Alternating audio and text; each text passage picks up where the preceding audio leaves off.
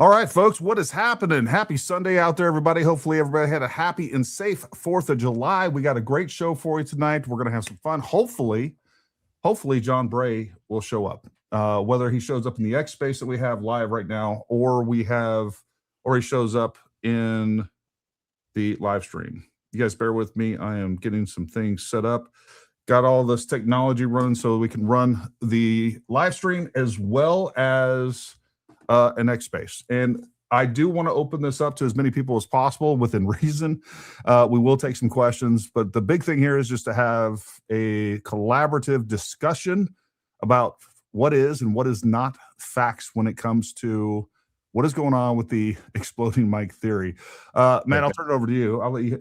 I got a thing that I'll show on X in just a moment. It kind of lays out my position on this. I'd like to hear from yours. I know you've gone a deep dive. Very technical aspect of this, and so has Mid-Gray. Mid-Gray is going to be presenting some things as well, but take it away, Matt. Yeah, Mid-Gray has a lot of video evidence that kind of goes into it. Mine is from the analytical perspective and kind of where everything rests. So here's what I'm going to do. I'm going to actually take my stream and join from, come on, new tab, open up. Now my computer's freezing. There we go. Give me 1 sec. So here's basically what I'm going to do. I'm going to show you guys initially what John Bray's imagery kind of look like. And so I'll get that up on the screen, but I'll show you what it actually looks like following that. So his original exploding microphone, right? He said it actually kind of looked like this. If I was to put it up on the screen for everybody to see, this was a diagram that I pulled from his YouTube channel. This is the shaped charge that he says was inside of the microphone. And there's several problems with this as we start to look at it and go over exactly what a shape charge is and how does a shape charge work. The majority of the overall device itself for a shape charge doesn't actually explode at all. Most of the time it's used for a standoff. Even in the military, shape charges, you know, we have 15-pound shape charges, 40-pound shape charges, and you can make these things of various sizes, right? This one in particular is alleged to be a micro-shaped charge at 0.5 gram in size, which according to him comes from the acoustic analysis that he had conducted, saying that the acoustics, wave vibrations, however the hell he wants to, it's not my wheelhouse, is similar to that of about 0.5 gram of Petin that he ended up hearing and confirming over the microphone. And then over that, that's how he ended up coming up with this device. Here's the catch. 0.5 grams of Petin really isn't that much, and all of it is not directional. Okay, so the big issue that people tend to think is that because it's a shaped charge, all of a sudden it's directional. The actual way this would look inside of a microphone, which I'm going to explain in a second, is like this. This is a 2-scale drawing of what 0.5 grams of Petin would look like inside of the microphone itself. Right, this is a Rode Wireless 2 mic. That is a 2-scale drawing of it. That V-shaped thing at the top, that is the shape of the shaped charge. Right, it does not change how. People keep saying no sound. Can you hear me? I can hear you just fine, sir. It does not change how. No one's talking. Yeah, we can hear you, Nate. So it is not how explosives Okay. detonate. They detonate. Omnidirectional in every single direction when it ends up going off. This charge is actually primed from the rear, right here, right at the very, very back of it, as you guys would be able to see. So right between the E and the T, all the way up at the top. That's where it would be primed, which presents a whole other issue when we get to the measurements of it. But long story short, just because it's a shaped charge does not mean that it's not exploding outward. That outward pressure of it exploding is the same thing that you have equal and opposite reaction to create inward pressure. That allows this hot jet to be formed in the center. Now, the interesting portion about when we look at how he had the shaped charge laid out is with that, you actually come up with expected max penetration. And the EP, the expected penetration of this particular size charge would be right where that dot's outside of it. And then 3 times the expected penetration, again, is still within inside of that microphone, assuming that the microphone survives a blast, which it absolutely would not. Something that's very, very crucial, and this is just to give you guys kind of an overhead about shape charge and how they work overall, or any charge or any explosive for that matter, is it switches from a solid state to a gas state.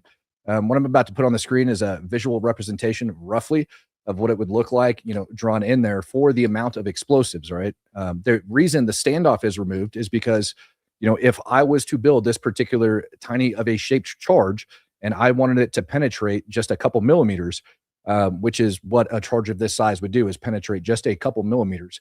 I would not include a standoff distance with it because the microphone effectively acts as that standoff distance. Real quick, Matt, I just want to make sure we're not having technical issues over on the X Spaces.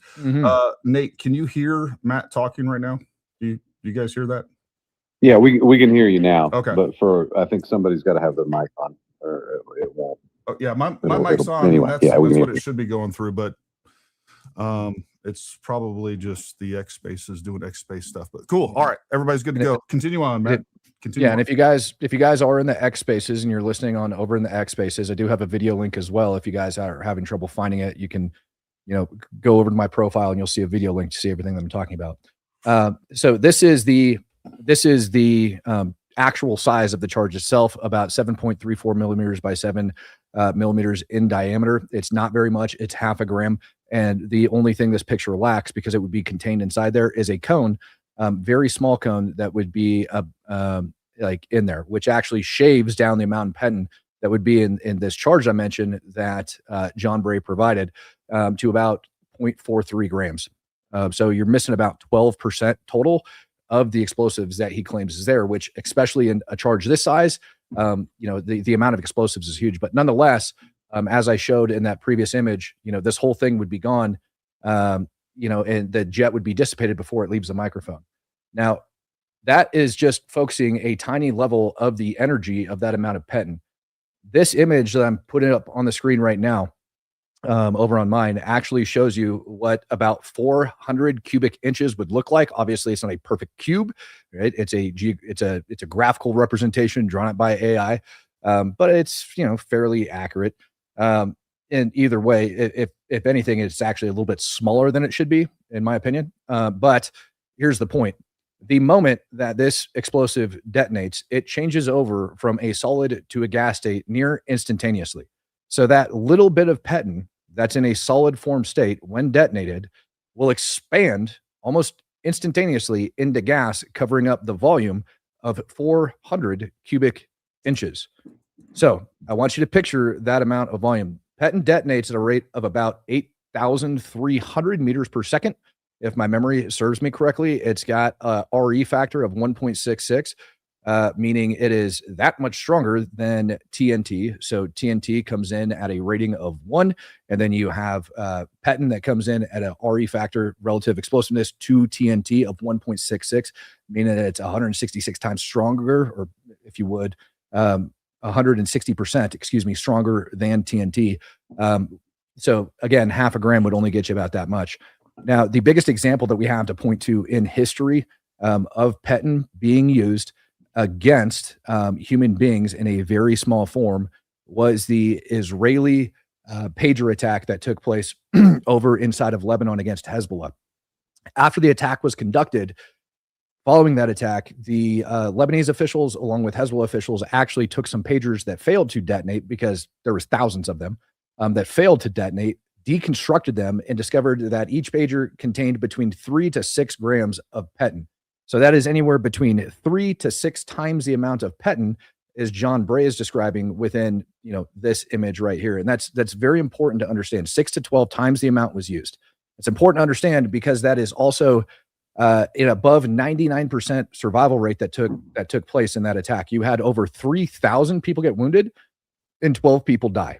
So I'll say that again. 3,000 people were wounded with up to 12 times, between 6 to 12 times the amount of penton that he is alleging, and you had a 99% survival rate. It's actually higher than 99% survival rate in those attacks. I can get more technical with it if you'd like me to, but that is the crux of everything. That, number one, the entirety of the explosive is not directed in a solid beam. That's just not how it works. That's not at all how it works. Not even remotely close to how it works. You don't get to change physics. You don't get to change explosives. They are going to act in this particular way every single time, which is why the shape charge acts the way in which it does. Yeah, and even going back to the Israeli pager operation, folks, we showed clips of that the other night. Like, That is a radial explosion. It is an omnidirectional explosion. It looks nothing like you can tell it's an explosion. And we played many clips of that. You guys can go look that up. I think we got demonetized the last time that we played that because of those issues. So anyways, there's that. And what I want to go to real quick, I'll throw this up here. And we'll keep it on that. But I want to go to my profile real quick and talk about something I shared the other day. And I wrote this out. And I'm going to show you this video down here in just a moment. Let me make sure this is sharing. It is. All right. Didn't switch on me. But when we talk about what we saw, and I got another video I'll show you in a second. Let's apply basic physics, forensics, and common sense to this desperate attempt to keep the grift alive. No visible explosion or smoke. Zero flash, blast wave, or plume on high-res video. An explosion powerful enough to kill via neck trauma should produce obvious visual and auditory signatures. We see nothing. Folks, we don't see a blast. We don't hear a blast. No blast is recovered from an audio perspective on any of the footage. No damage to the thin white t-shirt, no tear, burn, char marks, scorch, or even residue of directional charge delivering lethal energy would shred fabric, leave burns, and embed particles. There's nothing. Directional force with zero and equal and opposite reaction. Newton's third law does not get shelved because you have an overactive imagination. A blast with enough force for lethal trauma should have visibly knocked Charlie backward, ruptured the mic assembly outward, or thrown shrapnel debris into bystanders. Instead, the reaction is consistent with a high velocity projectile's impact and temporary cavitation. That's what we see. Hundreds of witnesses within 20 feet heard nothing from the mic. No one, not attendees, security, or those in line to ask questions, report an explosion originating from Charlie's body. The only supersonic crack being reported matches a distant rifle shot. We got 0.2 seconds. It's about 0.3 second delay for 30-06 of that range. This isn't deep state tech. It's grifter fiction that ignores basic physics, ballistics, video evidence, recovered 30-06 rifle, DNA, trajectory, confessions. People sincerely wanting the truth follow the data. Conspiracy slop grifters invent mechanisms to fit a narrative. So this is a video that I'm getting ready to show you that Candace Owens played. And the intent here was how much Petin they need to use. What is essentially a shape charge. It's at least a directional charge that they put up on this bulletproof glass. And the people that put this wasn't it just a blasting cap they put on there? No, it's Petin. He talks about it. Okay. It's 20 grams of Petin to be exact. But they were trying to, well, I'll play it and let you see what's going on. Her point was that they end up saying, hey, this is equivalent to a 30-06. And they didn't make this because they were reacting to Charlie Kirk's situation or whatever else. This was her playing a video saying that Petin was most likely used. So let's play this and we'll see where it goes. Well, this is actually a shortened version of this. I have a longer one where she talks about it. But I would love to hear about the charge specifics, but if it's 20 grams of Petin, number one, that is what, like 40 times larger than what this guy's describing. I mean, it's ridiculous. Exactly. Yeah. And I'll get the longer video of that in just a second. I'll look for that. And I will note something else as well. Is that as big as you can make that, brother? And can you pause it on the frame before it detonates? Sure. And I can tell me where you want it. Just the frame right before it detonates, anywhere. And then if it blow it up just as big as possible. If it just shows the charge complete. Good. Thank you. Right. Okay. So and I will here's the important thing. Like as they're looking at it is number one, you can see where it is primed from the rear as it goes into the back, which we're going to address in a second.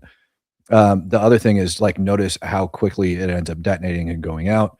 When you're talking about half a gram, I want you to picture this. We're talking about half a gram and something that, let me check my measurements here, is 7.34 millimeters tall. You would have to essentially, and Nate and I actually sat down and drew this up on how it could potentially be done. But you would have to have a very, very precise initiation system that is set up on this mic in order to even make the charge function as designed of that size. So just to make it function as designed, you would have to have something very, very precise on the back. And I don't want to give a frickin' secrets away on how you would end up making this thing, but it would be extremely, extremely tiny, extremely, extremely precise. And you would still risk when it goes off, because PETN within itself, or PETN, PETN within itself, all right, you can take it away now. I suddenly found myself researching detonation cords. Oh, dear God, Candace. So PETN within itself is not as sensitive to heat, shock, and friction as most people would like to believe. Right? There's this thing out there that exists in explosives called a sensitivity test. PETN doesn't rate up on the highest scale. Let's see, Gary, you used to play with det cord quite a bit, right? Oh yeah. Det cord's got PETN inside, that white powder. Did you ever have any of that white powder fall out, loosen, et cetera, et cutting it, you'll get some. Looks like. Did you ever try to grind on it, step on it, anything like that? So if you actually take that powder, and that is purest, like its purest form, PETN. If you take it, you grind it, you hammer on it, etc., it's got one of the lowest probabilities of like detonation going off from there. If you take it and you put it on a metal table and smack it really hard with a metal hammer, you might get it to go off. And I say all that because you're not just going to have PETN within that charge. You're actually going to have something in order to initiate the PETN. An electric wire within itself has a very low, if not damn near impossible probability of setting off that level of PETN with the amount of resistor. And I say that for a reason, because the wire would have to be so thin in order to set it off. The wire would have to be so thin that it would not generate very much heat or any of that, that you're going to need in order to set that off. So you need a much more sensitive explosive that's going to go on top of that in order to direct that blast and carry that propagation wave forward correctly before you reach the main charge itself that would eventually form into a jet that would last about 3.7 millimeters. So it's very important to understand that even when I, ended up putting that one graph up on the screen that shows, the size of this charge, this is just the PETN itself. On the back side, you would actually have to have something a little bit stronger and a little bit more sensitive than PETN that would be hooked up to a battery that would then cause that to go off. And that, again, ends up changing things just kind of like in totality as we look at it. And then probably the most important thing, which I'm glad we have the video analysis. I'm sorry, man, I'm brain farting your name here. Mid-gray. This frame, mid-gray, thank you, is this frame right here. This shows the first frame of impact, I believe, to be the first frame of impact out of the two original videos that he currently possesses with metadata and everything else. And what you'll notice on it, and I'll let him explain this, is there's a little yellow arrow on the back of his head, and it shows deformation on the back of his head. And you can also see movement from his necklace that is currently just under his ear before the next frame that actually captures anything shows it above his ear.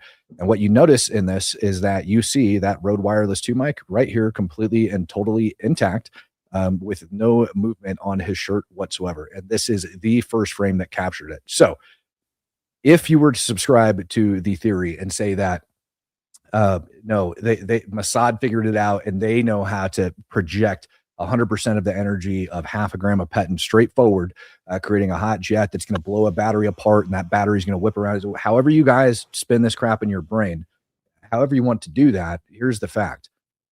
This still image right here shows irrefutably that no such charge went off. It is perfectly intact and right there on his shirt. There's no blowout. There's no plastic in the side of his neck. There's no fragmentation. There's nothing. Nothing, absolutely nothing. And that is the first frame captured. And I'll rest my case there until we take questions. I'm going to play real quick that episode where she talks about the PETN charge that you were wanting to see. So let's add this to the screen real quick, and we'll go through exactly what she says, or more importantly, what the guys say about the charge that they're using. Okay. To what this person says, because I could not believe my ears. I was freaking out. Take a listen. 20 gram booster PETN charge. We're going to use it again. Okay, pause. Transaction window to see what the results are. Pause. Good. It's a 20 gram booster. So here's the next thing. You have blasting caps and you have boosters. Normally, all right, and I'm assuming it's the same for these guys, all right, is your boosters are essentially a blasting cap missing that extremely sensitive explosive. And instead, you have a smaller version, what is essentially a smaller version of det cord that's running into the back of it in order to cause that going forward. So it is basically a 20 gram, which is, again, 40 times larger than the explosive alleged booster / blasting cap that's going to be going off here.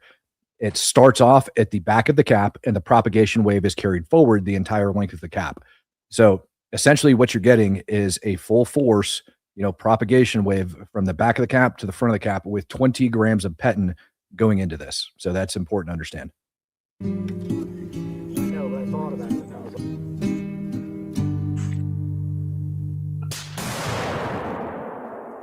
This is the first one that went the way I expected it to go. Yeah. I didn't expect a half pounder to make like a laser beam through the guy's head. Pause it again. The same as a gunshot. This is Pause it again, NIJ 4 rated please. glass. Yeah, from a 30-06. It's about the same foot diameter. Gary, you got to pause it and go back. You got to pause it and go back. You got to pause it, go back. I'm going back. Gosh, you're so They said it's We're a dedicated. they said it's a 20-gram petin charge, but he also described it as a half pounder. Do you know how many grams are in a single pound? It's not 40.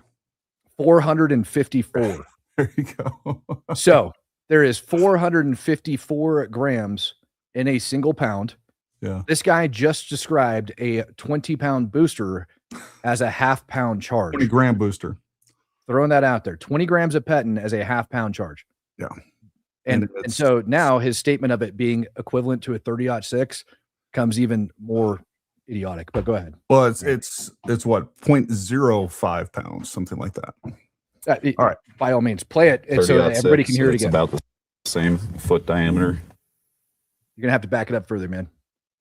Back it up further. He called that sucker a half pound charge. There you go. Listen, 20-gram booster PTM charge. We're going to use it against the transaction window to see what the results are. No, but I thought about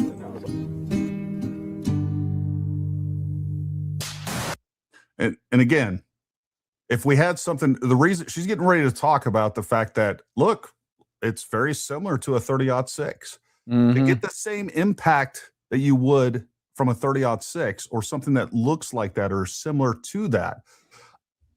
Look what happened. Like, what is that what happened underneath Charlie Kirk's shirt? I don't think so. This is the first one that went the way I expected it to go. Yeah.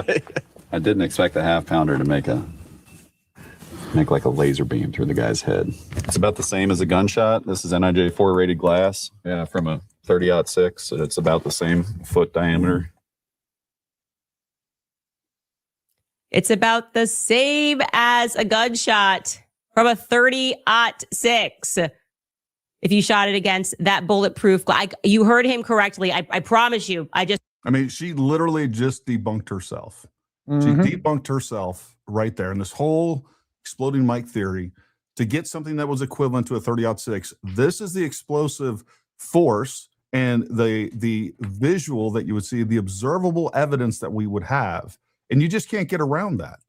You can't get around the fact that you're going to have an omnidirectional explosion. Yes, we do have things in front of it that is going to be directed to that, but we still have an omnidirectional explosion and expansion of gases that are going to be visible. The only other thing I want to show you real quick on this is, well, you know what, we're just going to play this again for effect. Look at that. How was that underneath his shirt? Anyways. Again, the guy that's making this analysis, by the way, called 20 grams a half pounder. Yeah. Well, like, you know what, I'll just give him a verbal faux pas on that for that. Okay.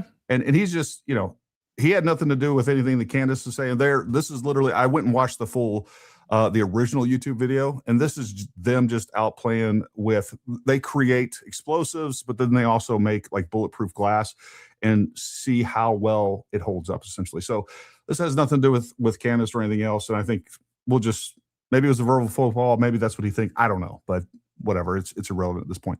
The other thing to really look at here, and let me share this tab instead here. So, and for those of you that are just listening on the X Space, unfortunately, you're missing a lot of important visuals here. But I just want us to see when this thing goes off allegedly, it moves toward the alleged direction of the blast. That's just physically impossible. That's not how explosives work. So with that, I think it's a good time to turn things over to Mid-Gray so we can talk a little bit about the visuals, because on that, John Bray has talked a lot about video analysis on that side of the house, and Mid-Gray has kind of went through that. he has his own video analysis that shows something very different than what John Bray does, but then he's also kind of went through and criticized John Bray's work when it comes to the motion tracking, different heat, he calls them heat forms or something like that. You correct me where I'm wrong, Mid-Gray, but take it from here. Yeah, what's up, guys? So basically, I just want to, I initially came into this just looking at John's code, which he shared. I just shared that to the X space for those of you online with the link. And, initially in this code, I kind of picked up on a few things. It just seemed to be heavily biased towards finding an epicenter. So if you actually dig into the code, I mean, you can put this into AI if you don't know how to read it. But basically what it's doing is it's tracking motion, but it's really trying to identify, it's coming from the starting point of finding an epicenter, so the first motion. But the problem is that the video he's using in this video file is very compressed. It's, and honestly, I mean, like when I first saw this video, there were versions of it that were floating around that had definitely been manipulated. And I don't know if that's the video that he used or not. I don't want to, confirm or deny that. I don't think it is. But regardless, it was a heavily compressed video. And his particular code utilizes a methodology in optical flow called Farnbach as its basis. And Farnbach is kind of notorious for being very susceptible to compressed video. So when you have heavily compressed video, every time that you upload it to social media and perhaps you put some edits on it, you export it, I mean, that's another level of compression every single time you do that. So it's going to create new artifacts. So, I mean, if you're trying to track motion, it's going to be really hard to detect it accurately unless you have an original source video file. So, whenever you do optical flow testing, it's really, really important to start off with a good quality video source. And so I can initially tell that just right away he didn't use a very good source, because that particular camera angle has not been released anywhere as far as, we're authenticated as being original. So, and even in his code as well, if you dig into it near the end, I mean, I will give him credit in the limitations. He does say that, he's open to, other optical flow methods, for comparison. So I basically decided to do just that. And in my Mid-Gray, I'm playing what looks like his optical flow, whatever here. Yes, you can see that. Like, so tell us, when we're looking at these different videos, what your criticisms of these videos are. Okay, so to start, it's basically, there's way too many arrows to start. Okay, so like a forensic analyst in the court, like they're not gonna play a video like this with all these arrows. And I mean, it looks cool, I'll give it that, but it's going to be really trying to determine the path of motion frame by frame. You really have to go at the frame level. Okay. And so in his script, he's simply inputting a video source. Whereas, with the testing that I did, it's like I'm extracting still images frame by frame. And so what that's going to allow me to do is just be a lot more accurate in the results. And it's really, so this video in particular right here, it's like, one of the things that you'll notice is that the areas in particular that are picking up the most motion are the most contrasted. So in other words, that white shirt with the black, text on it, Mm-hmm. and then the black magnet, it's like those are going to be picked up, like, they're going to be tracked more easily, right? Got it. Because of the compression and the contrast. Yeah. So, because every time a video is compressed, you're losing colors. It's just going to be, you're losing data. And once that data is gone, it's gone forever. So Now, what is he trying to illustrate from his point of view? I wish John, if you're out there and you're listening, please jump in. I promise you, again, we're going to treat you with respect. We're not going to, clown on you or anything like that. That's not what this is about. I'd like to hear from you exactly what's going on. So anyways, from John Bray's perspective, what is he trying to illustrate here? What does he think this illustrates here? Because I can't interpret what's going on here. And I think a lot of people struggle with that as well. But he has these these kind of heat maps on here, which Right. are basically it's highlighting the most intense areas of motion. Okay. But this particular methodology, it's going to be way more susceptible to areas of contrast. So What is his conclusion based on this video analysis, that we have something that happens from his conclusion is that the epicenter begins in the sternum of his shirt, which just so happens to be exactly where the freedom text is, right? Okay. So what he's seeing from the get-go is the areas of the highest contrasted areas being picked up by the motion detector, right? And then he's immediate, and he even admitted, I linked the Trigger Smart link in the X space as well. He admits on there that, initially he was starting off from the perspective of there being a bulletproof vest.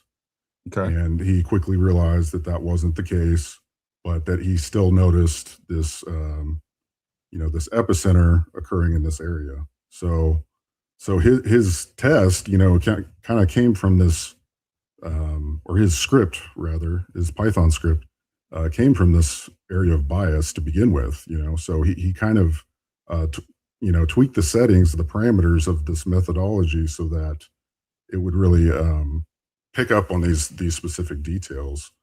So initially, that kind of led his entire. That's what kicked this whole theory off in the first place. Was this specific test? Got it. Okay. All right. Now, when it comes to your analysis specifically, talk to us a little bit about your analysis, the methodology behind it, and then ultimately your conclusions. Yeah, sure. So essentially what I decided to do was, I thought just testing one method was not really cohesive. So what I decided to do was, do a multi-method approach. So, I will we'll go ahead and link those as well, just so people have them in the X space, or perhaps somebody else can while I'm doing this. But yeah, basically I tested two files that were given to me directly from Cub Keller. This was img_2201.mov and img_6368.mov. Got it. And basically what I did is I tested both of those files with 5 different optical flow testing methods, and I published the results in 2 different X articles. Mm-hmm.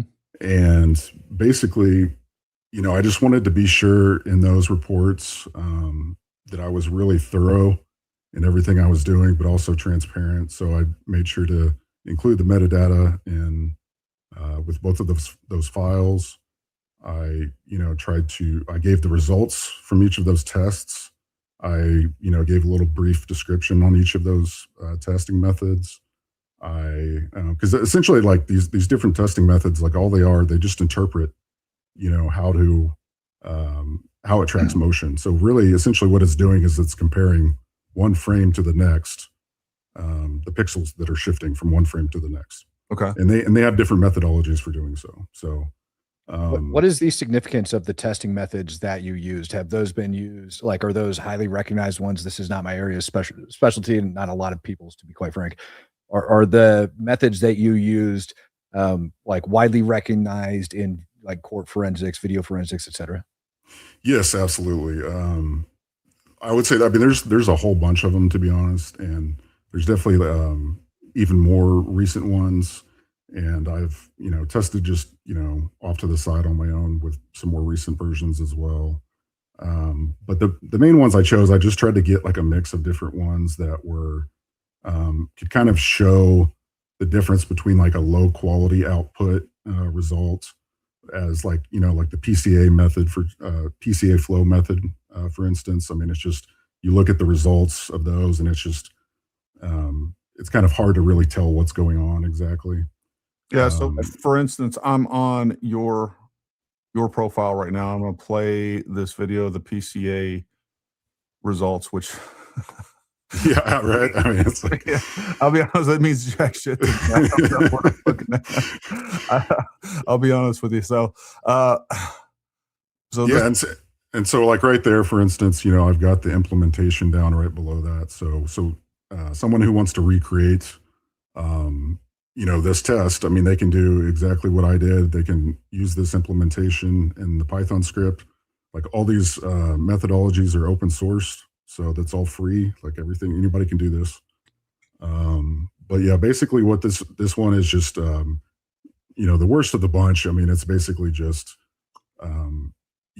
showing large displacements of motion, but it's really not one I would recommend, but I just wanted to, throw it in there for comparison's sake more than anything. Well, for the other nerds, and I want to try to keep this as high level as possible because I think we start getting. I just want everybody to be aware of your methodology, and then we'll try to get into this. But I just want to read your post. The question on everybody's mind was: Charlie Kirk killed with the exploding microphone with a shaped charge, or was he killed from a high velocity rifle round? With forensic investigation methods used by certified analysis in the courtroom, we can help answer that very question. Optical flow analysis is a computer vision technique used to detect and measure the apparent motions of objects, surfaces, and edges between consecutive frames in a video. Put simply, it tracks how pixels move from one frame to the next, creating a visual motion field that shows direction and speed of movement. Forensic analysts use optical flow to objectively quantify sudden high-energy motion in video evidence admitted through discovery. In this article, I'll be testing image 2201.mov, sourced with intact metadata, proving this file was recorded the moment of Charlie Kirk's assassination. With each testing method, I'll provide the results, the short summary. After the final test, I've concluded a combined optical flow analysis summary report with a clear interpretation and assessment of the findings. For each test, lossless PNG frames were extracted from the source video while preserving all original metadata parameters. OpenCV implementation is included for transparency. All Python scripts were checked through Grok expert mode to ensure no inherent bias. And then you have the sources recorded at 2:25:9:10 at 8:23:19 UTC. That is not Utah time for everybody out there. Video code HEVC and frame rate, that was 59.94. And did that come from an iPhone? Is that what that came from? Yeah, so that was Cub Keller's camera, his iPhone, and that one was recording in 60 frames per second. And that's wild because most people aren't recording in 60 frames per second. Yeah, so this is actually the only 60 frame per second video file that we have that we can authenticate out there. Yeah, I mean, I probably just inadvertently made Cub Keller a suspect just because I said that. Cub, I didn't mean to. I didn't mean to. They're like, he was in blood filming this 50 frames per second. He is definitely guilty of something. And just so everybody knows too, I mean, as far as frame rates go, because I know not everyone's super technical. I mean, basically what this means is like we're getting, essentially double the amount of frames opposed to every other camera that was recording that we have. So that's just like double the amount of motion that we can see. Got it. Yep. It's actually recorded, not lost in between frames. Exactly. All right. Is there anything else on that side of the house that you want me to pull up? Any other videos or technical? And I know you haven't even come near toward the end of what you want to explain, but I just wanted to see if there was anything else that you wanted me to show the viewers before we kind of moved on to your explanation of what your analysis means, your conclusions versus John Bray's analysis and conclusions. Yeah, no, I think that ultimately, like, I'd like to just kind of, I think it's, like I was trying to say earlier, like the report itself, like these articles, I really wanted to try to be as formally sound as I could. And,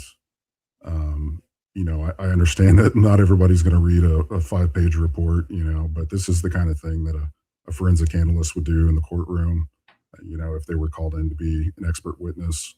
But I do realize that, it's important to show people visually, just kind of, how to interpret these files as well.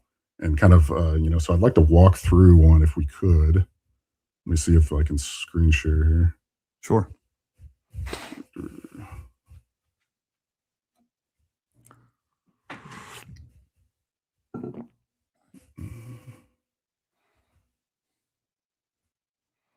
And I haven't even said it once yet, but if you haven't done so, folks, we'd really appreciate if you like, subscribe. Definitely jump over here on we're streaming it live on X, so you can see it visually. We do have an X space, and we will get to questions from everybody.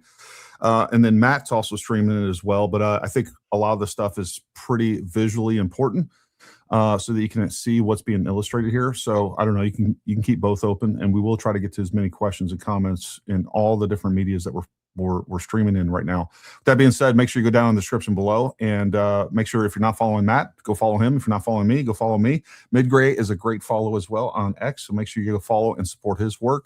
I'll tell you, I've been hounding Midgray to come on here because he has such great technical analysis, but at the same time, he's like, hey man, I'm not ready yet. I'm not ready yet.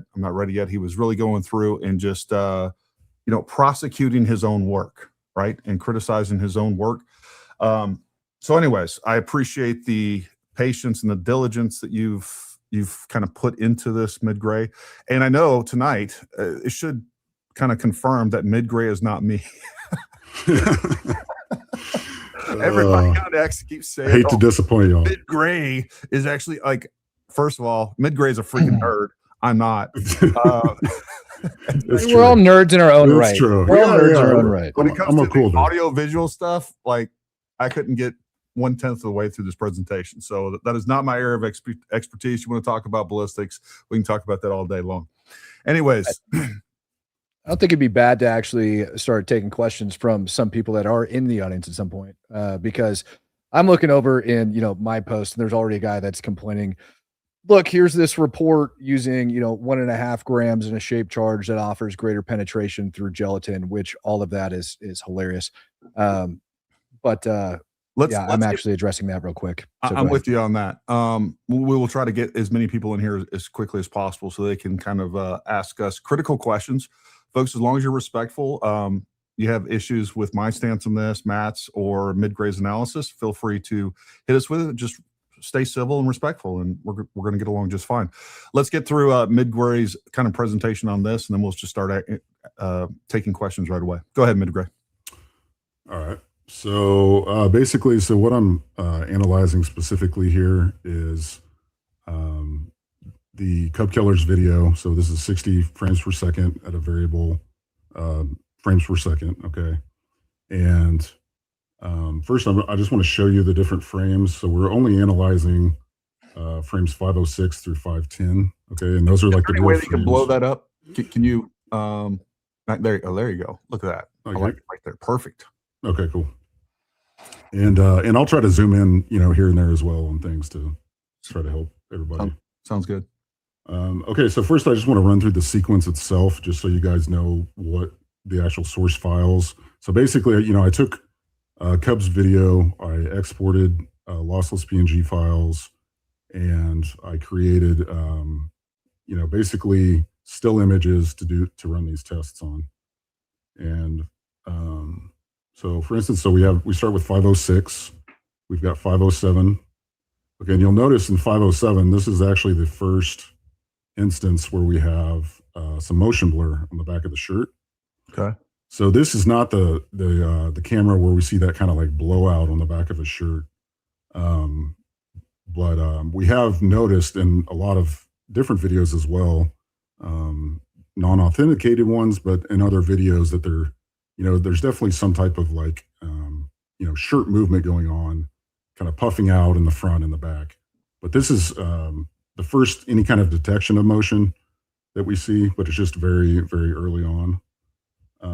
Okay, so that was frame 507. We've got frame 508. And then 508, we notice that this is really the first kind of moment of impact that we see. It's like a very kind of drastic motion. And then we've got 509. Okay. Can, And then can you go back to 508 and zoom in Yep. on? I just want everybody to be able to see the motion from the necklace. yeah, See what's going sure. on there. Yeah. So this right here, I mean, you got to keep in mind, this is a pretty long chain Yeah. that he had on. If there's actually a camera angle from somewhere over this side, on the opposite side, where it actually shows the length of that chain, and it's actually very long. When I first saw the video, I thought maybe it was like an earpiece or some kind of, something like that, but it's actually a lot of people did. Yeah, it's a very long chain. So, but you can see here, it's like we've got some definition, but once you start getting into here, it's just all blurry, right? So we really can't tell at this point what's even, what's going on with the chain itself. Okay. And 509. So this is, at this point, we can tell that it's snapped. The necklace is snapped right here. And, of course, it'll eventually head back around to the back. Yep. And then here's frame 510. So at this point, the necklace is completely up over. I do want to also just kind of take note of, I'm going to go back to frame 508. So between 508 to 509, at this point we see, we know the necklace is snapped, but we also see that the shirt has come up in the front. Yep. And so if we, compare that to the other camera angles, we can tell like that is the, what we see is the pendant, the cross pendant of the necklace, getting caught up, hung up on that shirt and snapping, or at least my interpretation of it. And okay, so we'll go back to 510. So at this point, the shirt's still up. At this point, we see the microphone magnet move as well. And so again, this is all after, right? So at this point, when it's touching here, like he's already, like impact has already occurred. Well, and folks, this is 3/60ths of a second that this is taking place, right? Did I do the math right on that? Oh, you tell me. Yeah. I mean, the whole sequence that I have on my report is basically, I analyzed 41 frames. So it's less than a second, it's roughly 2/3 of a second. Each one of these frames, though, is 1/60th of a second. Correct. And this is how much movement has occurred within 3/60ths of a second. And go to that next. Yeah. I mean, just compare these two. I mean, so so this is 509 and this is 510. And this is the, what we have called cavitation, right? At this point, yes, everything has expanded because, if you look at this, I mean, that's just, there's no denying, I can zoom in a little bit as well. Yeah. Oh, sorry. Wrong one. Folks, look at that. Look at how much the tissue has expanded even throughout his skull and head. Mm-hmm. It is a tremendous amount of force. There's no doubt about it. And this is not going to be created, and I'll let Matt jump in here on that. That's his area of expertise, but this is not going to be created by a half a gram of any explosive that I'm aware of. No. Right, Unless so, you put it right in the middle of his head and figure out how to detonate it from within. Yep. Yeah. Right. Okay, so now that you've seen all the frames here, I want to actually kind of show what this is testing in particular. So I put a little chart up here for you guys, just to, kind of a visual here as far as what the motion that we're seeing and how to interpret it. So first, what we're going to do is look at frames 506 to 507. Okay, so again, here's 506. Here's 507. It's just the tiniest bit of motion blur here that we can see. But then what I want to do is show you the actual, in particular here, I'm using the TV L1 test.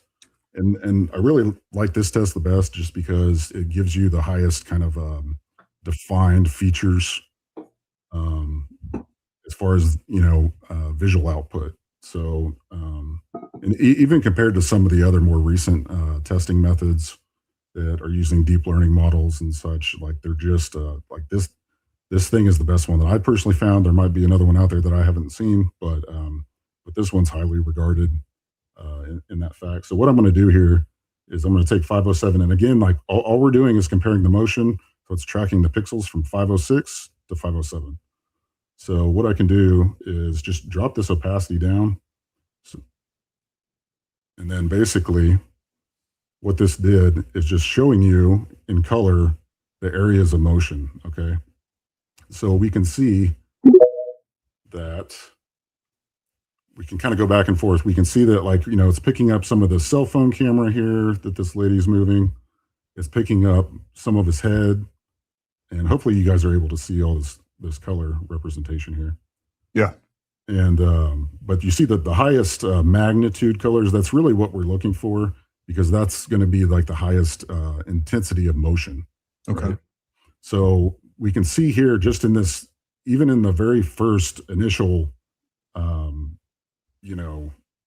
motion blur, we can still see it, pick up this motion here. And it's, fairly high in intensity, right? So that's the item that is currently accelerating the most. Exactly. Yeah. So, and again, this is like, it's 60 frames per second, right? But it's like, but this thing is, you got to understand that even at 60 frames per second, like, you're not going to capture all these things that you think that you'd be able to capture. Like, I mean, blood splatter, like, all these details of like a bullet going in, like, it's just not going to happen. I mean, well, I actually had Grok do the analysis on that. And if the projectile was moving around 2,000 feet per second at 30 frames per second, it was missing like 98.4% of the motion. So exactly. 90% of the motion was actually taking place in between frames. And then at 60 frames per second, it was still like 79. It was still high. It wasn't, you'd think it'd be directly half of that, but it's not, according to, and I ran that prompt several times. Yeah. Anyways, and that's totally accurate. I mean, like, if you, are familiar with like the slow-mo guys on YouTube, or those guys who, like, get those shots of those, like, ballistic gels, slow motion, or shooting a watermelon or whatever it is. I mean, they're shooting at tracking bullets. Yeah. I mean, it's like those things are like literally recording up to like 1 million frames per second, so it's like, it's just not like, even if you're shooting at a high frame rate, like, you're not going to get this level of detail that I think a lot of people just expect to see on video. It's just not going to happen. So, but regardless, it's like, what I really wanted to highlight was the video that's got the most frames per second, because that gives us, the most motion, the most temporal data to work with here. Okay. So right. Basically, your analysis on this is that we clearly see the first point of motion directly behind his shirt. Correct. Now, what do you think that is? And I know I'm probably asking you to speculate. My theory has been on this, that we actually have just like a Newton's cradle, right? We have the round hit the spine is accelerated rearward, and then the necklace that's hanging right about that spot is suddenly accelerated rearward, which then causes the front of the necklace to rapidly and violently lurch up, because, I mean, that's probably accelerated. I don't know. I don't know what the velocity bleed off is once it hits his neck, but we're probably talking, I don't know, somewhere at least 400 or 500 feet per second. Yeah, absolutely. I mean, you have to consider, his necklace is most likely hanging, somewhere along this region. Yeah. So, we have to consider mass. I think a lot of people aren't really understanding or considering the physics aspect of this. And, I wish there was a physics expert on here with us, that could really break this all down. Because if you think about it, if somebody is hit, moving this, left of this right profile view, so, backwards, the things of mass are going to come upward, because if you're having force come this way, yeah, then you're going to have, these items of mass, like the microphone and the pendant on the cross. They have nowhere to go, because they're just hanging there. So they're going to move, right? And that's why it's interesting that it's like they both move towards, this impact point. Well, and this also, to me, indicates that we clearly have a shot from almost directly at his 12 o'clock. The energy transfer is linear from this angle, basically from right to left, but from his perspective, from front to back. Correct. All right, so let's go ahead and we'll go to the next frame here. Okay, so this is the next test result. So we're going to stay on frame 507 here. So this is the first detection of motion, but again, it's motion blur because everything is happening so fast that, you know, it's essentially capturing, you know, like, I mean, if we had a high-speed camera, we'd be able to see, you know, all that motion, but with this camera, it's like we're still getting motion blur even with this camera. Okay, so this is frame 507. We've got frame 508, and you can see there's a huge jump here in motion. Yeah. Between these two. And one, you know, we're talking 1/60th of a second. Right. And I also just want to, you know, we can pick up on a couple things here, but what we notice is like this is actually the first frame of motion where we see the shirt start coming up a little bit. Mm-hmm. And we see the necklace coming up, right? But the magnet's still there, right? It is not traveled. It has not made its way. Can you zoom in on that a little bit Yeah, sure. so people can see that? So we've got the magnet right here. Now, theoretically, if we took, so from one frame to the next, if we saw how many inches that necklace moves in that 1/60th of a second, Yeah, so we could down here potentially get a velocity on the necklace itself, correct? I mean, we'd be guessing a little bit of how far that movement is. And I would actually say between this frame and the next frame, it would be better because that frame to the next one, because it shows the necklace below his ear. Now the next one forward. Yeah.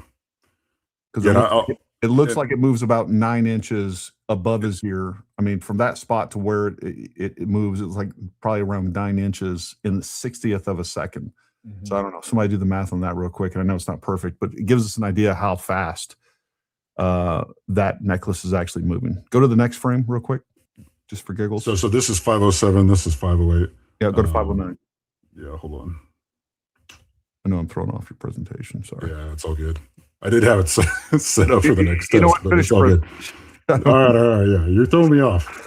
Sorry. All right. You're good.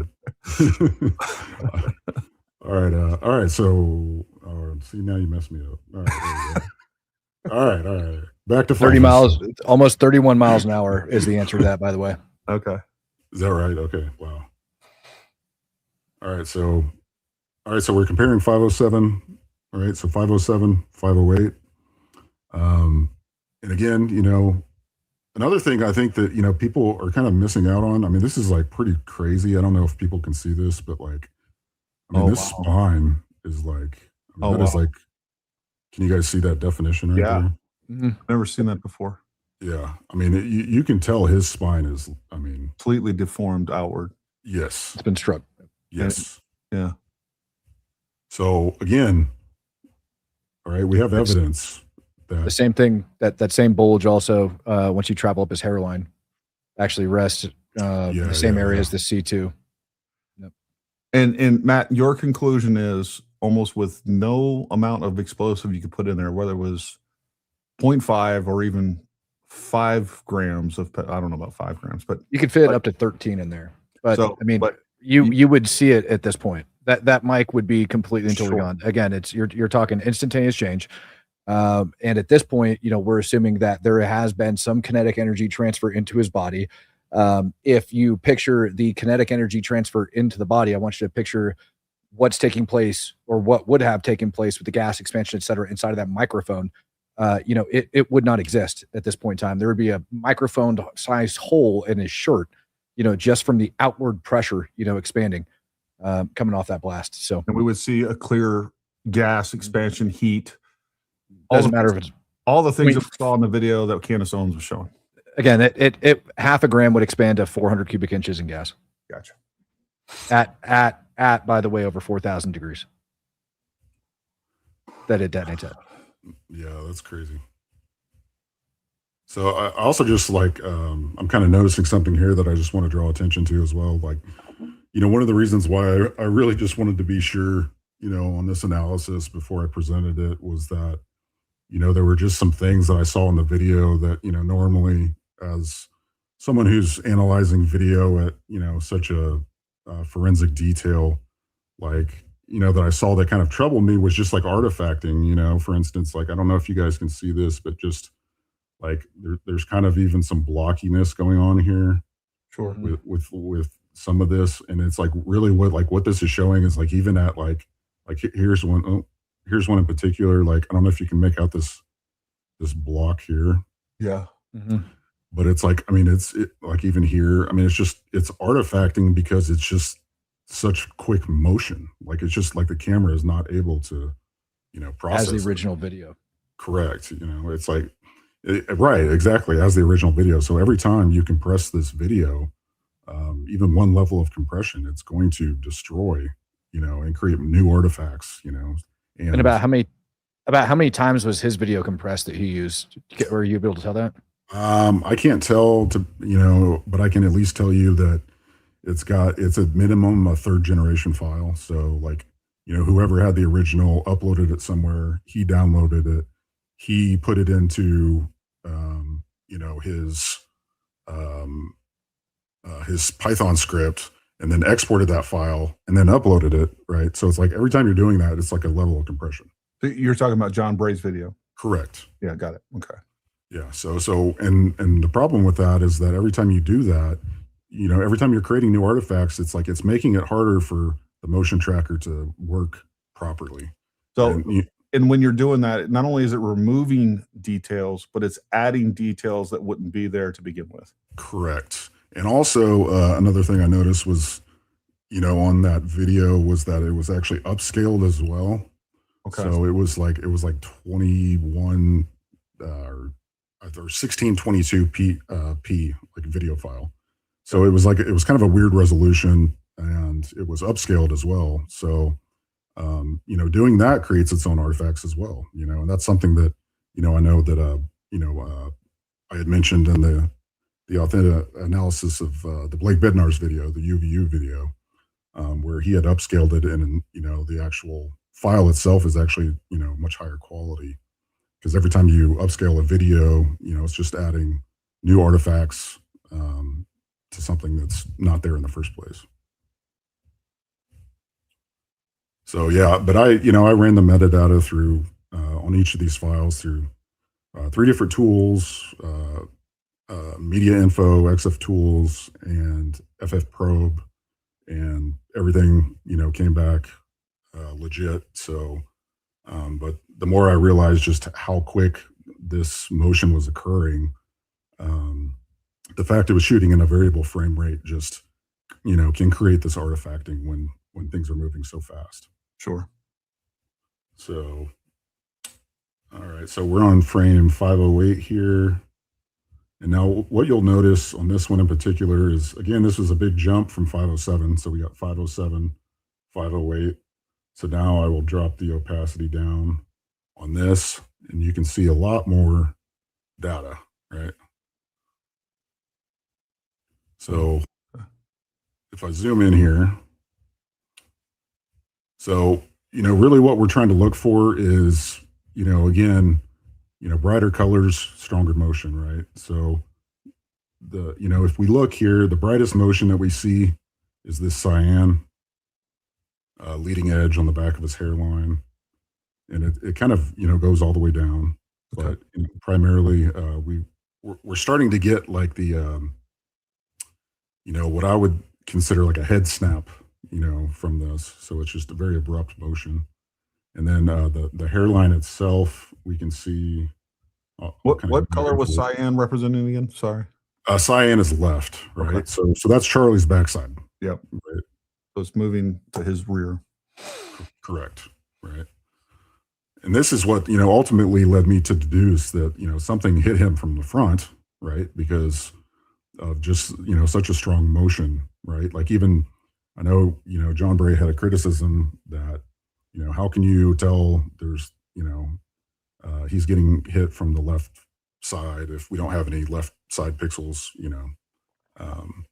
to analyze. And, my response is that we don't need them, right? Because right here, I mean, this is the strongest magnitude, which is indicating left, which is behind Charlie, right? So it's like, we don't need the other side to even come to that conclusion. Sure. It would be helpful just to, confirm, but I don't have an original video file from that location. So we can just see between frames 507 to 508, just, how big of a difference that motion occurred. So again, his, his hairline ended here at 507, and then it would come all the way back to here on frame 508. And that's all within 1/60th of a second. Got it. All right. We're also, this is also the start of the downward motion. We see some downward motion on the chin as well. Just important to note. And then again, and Matt, maybe you can talk about this a little bit, as far as, like a radial or an omnidirectional blast from a shape charge. Because I see no evidence in the optical flow, results here. I mean, so like red is right motion, okay, for instance, and we do have some red here. But as you can see, right, this is like, How far into this are we? Like, how many frames into him being shot? Like 2/60th of a second, right? That's the second frame of motion. Okay, so that's the necklace is just above his ear. Yep. Yeah. So here's so sorry, just real quick. So this is right here. So the necklace is not above his ear yet. We're not there. okay, yet. so it's below. Perfect. Yeah. Okay. Thank you for that. Even more relevant. So over 8,000 meters per second is the detonation velocity of C4, or I'm sorry, of Penn. So over 8,000 meters per second, you picture that thing is detonating at. The gas, like you said, is omnidirectional. Obviously, not all of it is going to be absorbed into his chest, even with a shaped charge. A very tiny amount of that energy is forced into that penetrating jet to actually go and conduct that penetration. The rest of it that's actually being blown in the direction of his body, because it is omnidirectional, you would actually start seeing impacting that tissue, and then it actually ends up going off of it. Gary, you've probably experienced this with different explosions that you've been around, where you can feel like different shock, depending on if you're in front or behind a wall, et cetera. Sure. And the reason for that is because those waves, they end up compressing, hitting, and some of them will bounce off. There's actually a particular type of charge called a counterforce charge that kind of uses that type of energy. But look, at the end of the day, it's all going to be bouncing back off of his chest, or a good chunk of that. What's not directed outward is still going to hit that tissue there and will then be redirected outward. It's not just immediately going to dissipate into his body. It's actually going to slap off of it and then go back out. So the point here is we would see a drastic amount of movement. You would see a lot of movement from the shape, the microphone. Correct. Over this area. Correct. So, I mean, I would have to break down here. Let me put it this way. Let me just, I'm just going to AI the math real quick. How far does an object moving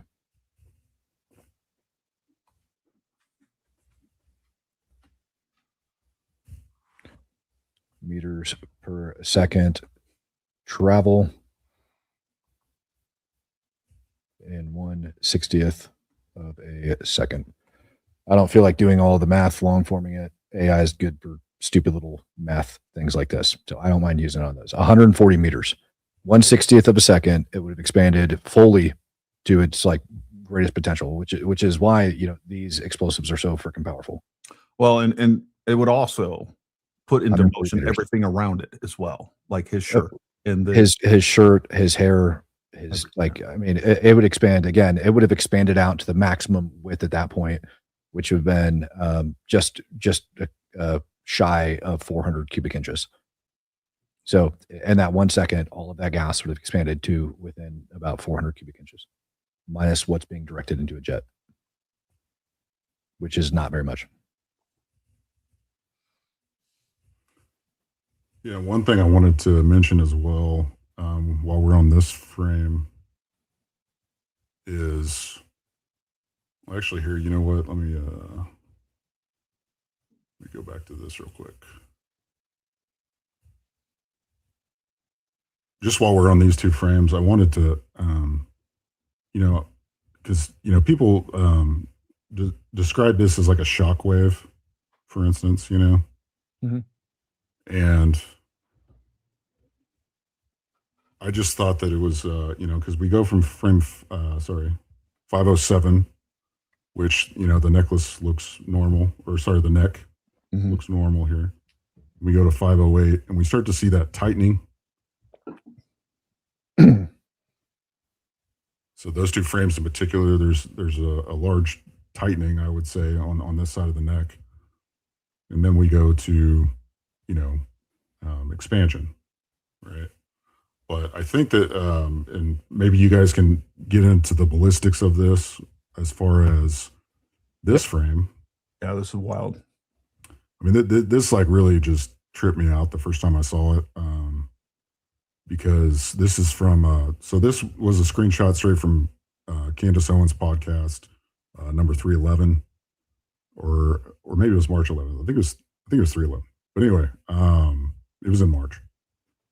But so I took a screenshot. I've got a 5K monitor. Took a screenshot. And then I just added a levels adjustment here, just so you could kind of see a little more definition. But one thing you'll notice on this is, at this point we see that that popping up, on that side of the shirt with some like a little bit of motion blur. But Yeah. I mean, just look at that. I mean, expansion on that side, of his neck. I mean, I thought that was pretty wild. Which is pretty indicative of where the round allegedly hit him. Right. Yeah. And keep in mind too, this is before the necklace snaps as well. So this has happened before the necklace has even, popped up over the ear.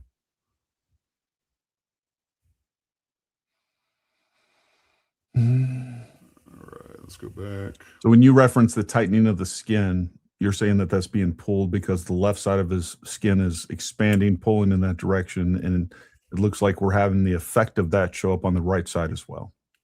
That's what I'm curious your thoughts on that as far as, the ballistics of. Makes sense to me. Matt, I don't know if you got anything to add to that. No. I mean, the only thing that I would add is, which again, I know it's going to blow people's minds. If you zoom in on the back of his shirt there, and you can actually see it starting to ripple in that downward manner before it actually fluffs up. So this is the one thing that I would mention.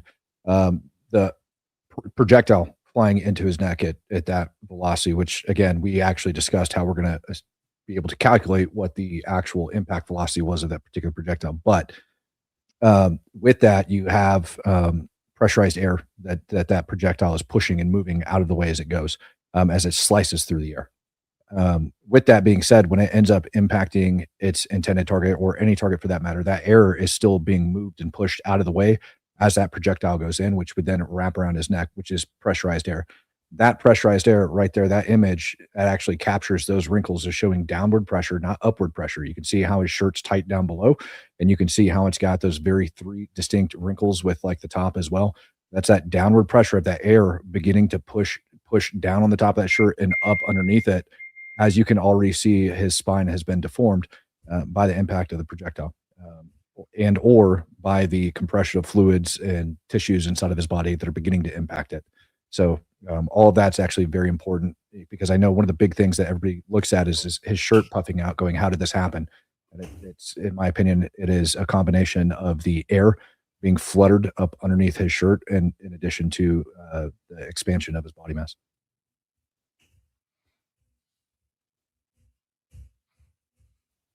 Yeah, and I think that the cross moving accounts for a lot of that too. It's obviously moving very violently upward because it was yanked so hard essentially from the back too. So there's a lot going on there. Let's put it this way.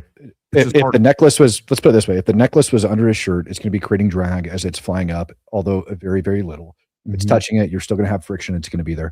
So if anything, the physics of this photo would tell you that necklace flying upward ought to create some upward pressure on that shirt. But instead, what you actually see is some downward pressure that's applied over there to the back of that shirt.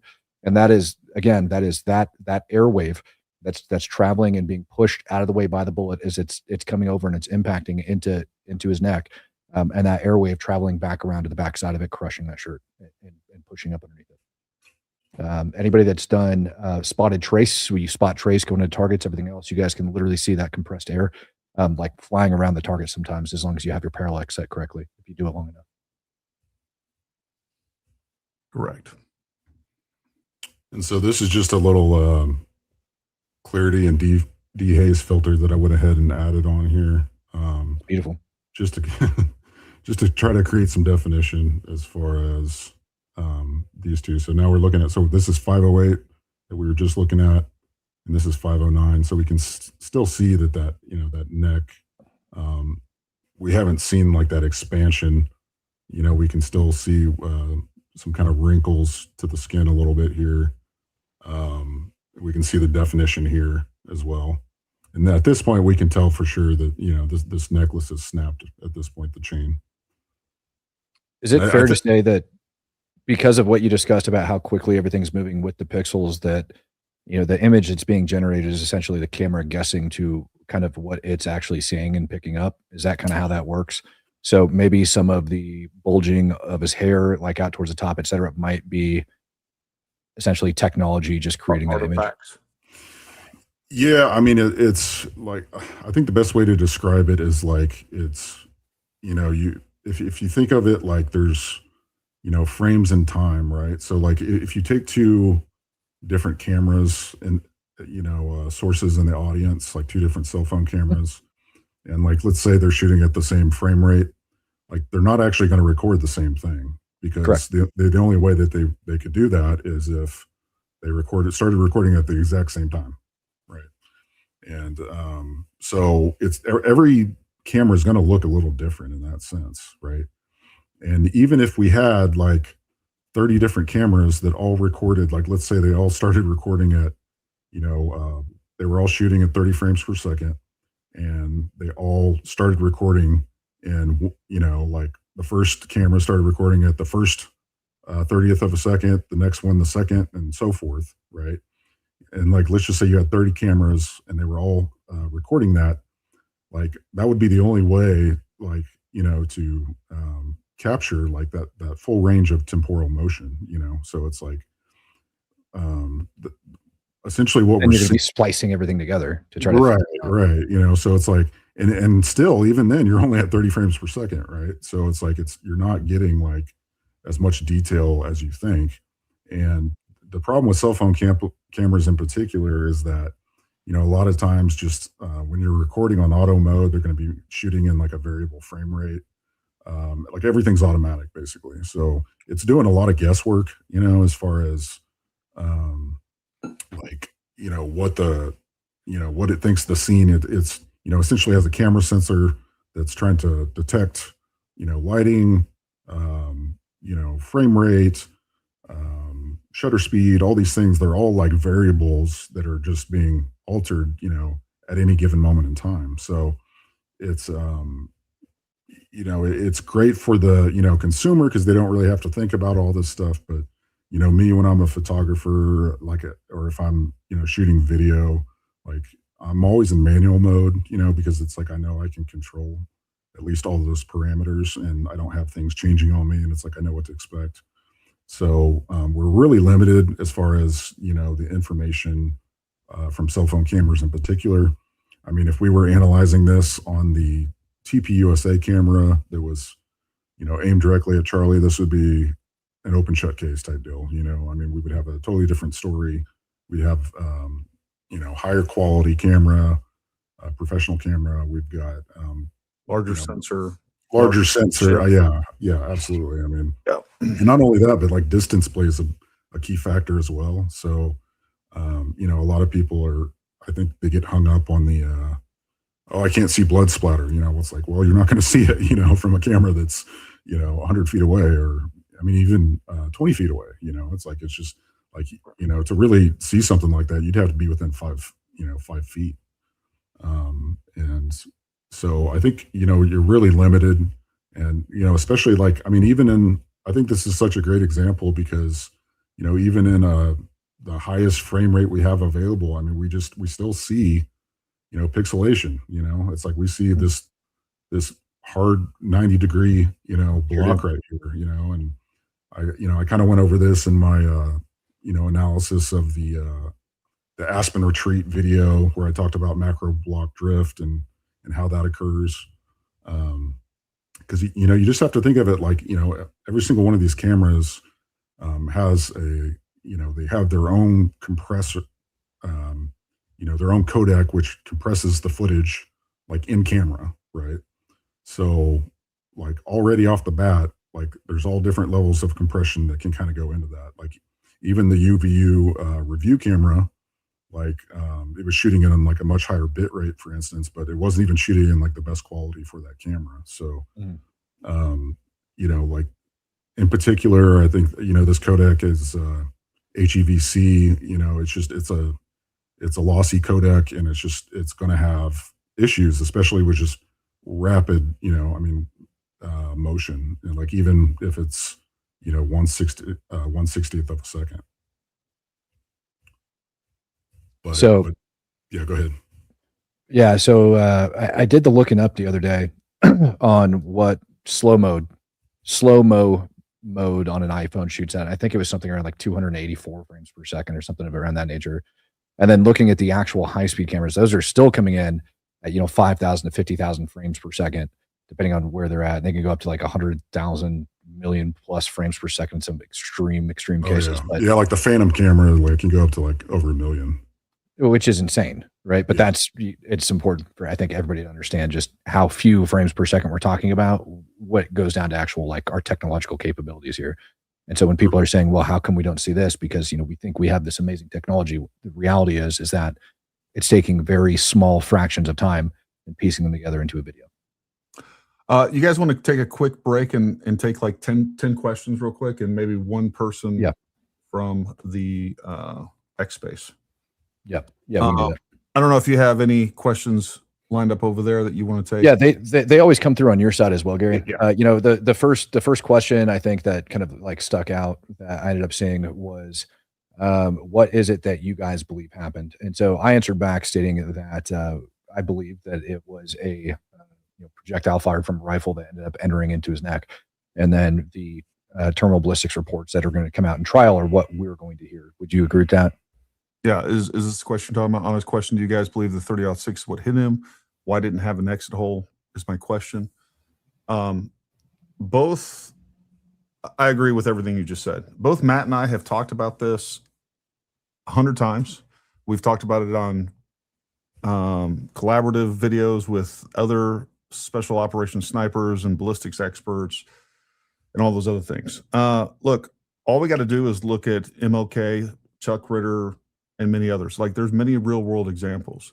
Now, can Matt and I sit here and tell you that definitively it was a 30-06? We can't. But what we're saying is that given what we see, and when you take into account the other evidence, the preponderance of the evidence, there's no reason to believe anything else happened.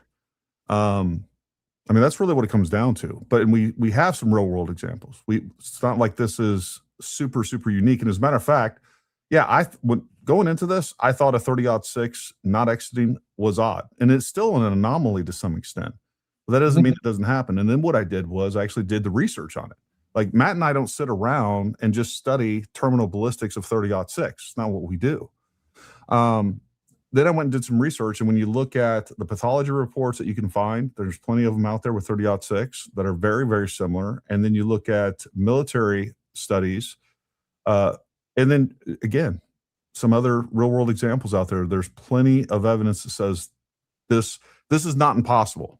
And as a matter of fact, the likelihood of it is higher than you think. Again, I can think of 4 people by name that were hit with the 30-06. All 3 of them were hit. 3 of those were hit closer than Charlie Kirk, and none of those rounds exited. So this is also, and he'll correct me if I'm wrong, what I just put up on my screen. This is I believe it was a 300 blackout that Nate Vance, who's co-hosting the space over there, actually sent to me the other day that he ended up pulling out of an animal. And you guys can see it's a full metal jacket projectile, but the important thing to note is that it's been flattened, and this was shot into live tissue. And it's been flattened. You guys can see where the nose has been flattened and how the projectile itself is actually bent. And it has far less energy, and Nate, correct me if I'm wrong here, but it has far less energy than that of the theoretical 30-06 that we're talking about. Probably most likely ended up shooting him.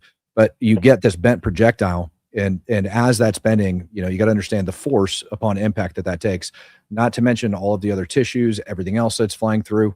And then as that happens, it begins to tumble. The angle of entry going into that particular individual and how that individual's body is oriented creates another angle, which immediately upon impact of that projectile actually starts a yawing motion of that projectile. So it's not a laser beam that's shooting in. Basic physics still apply, regardless of the type of projectile that it is. And 30-06 rounds are notorious for having flat noses. So you picture, the tip, it albeit as fast as it's traveling, the tip of that, impacting some sort of skin. As it impacts that skin, you're going to have more resistance on that portion, which is going to allow, because it was fired from above, it's going to allow the bottom or the back of that projectile, the boat tail portion of it, to actually drop as it continues to drag and go through that tissue. Then as it hits other tissue inside that has various densities with this already flattened tip, as it's pushing through there, you start to get different yawing that ends up occurring. And that's how the tumbling actually going through that different tissue actually occurs. So when you're actually shooting these things from different angles into something that is angled from you, which a Nick would have most certainly been angled, it's very unlikely that it was square 90-degree angle to the shooter. You're going to get tumbling and you're going to get yaw. And that explains a lot of the energy jump, because now it's not just the tip that is pushing straight into these, ballistics gel blocks, which everybody likes to quote. It's not just the tip that's pushing directly into those. You actually have the full edge of that projectile, the full length that's dissipating that energy throughout the body, which is why, as that energy is bleeding off. And I think that's something that's important for people to understand when it goes down to terminal ballistics. It's the effects of that bullet. If not a lot of energy was bleeding off, if it was essentially an ice pick that was poking through somebody, right, and it's going straight in and straight out the other side, you don't get a massive energy transfer into that particular object, whatever it is that it ends up striking. The reason the bullets are so deadly is because of the kinetic energy that they carry, the weight of it multiplied by the speed going into it. And then when it comes to a stop within a certain distance is when you're going to get that energy that has to be dissipated somewhere. So when we see his head expand the way it does, when we see his chest expand the way it does, that's that fluid compression, that energy that is dispersing amongst the body. And that is the easiest way, I think, that we can explain this to most people. Hydrostatic shockwave. I hate that we have to be getting a tragic clip and analyzing it close up, but we are, I guess. But you guys are doing good work. Keep it up. Yeah, look, I don't like pulling up these clips and reliving this and going through this, but at the same time, it's the only way to fight some of the lies that are being pushed out there that are being used for a greater evil. And that's my problem with this. So, like, we got to get the truth out there, and it's the only way to do that I'm aware of. I'm confused. Is this mic supposed to be the one that's holding, or one that's clipped to his shirt? Oh, the mic, as in microphone.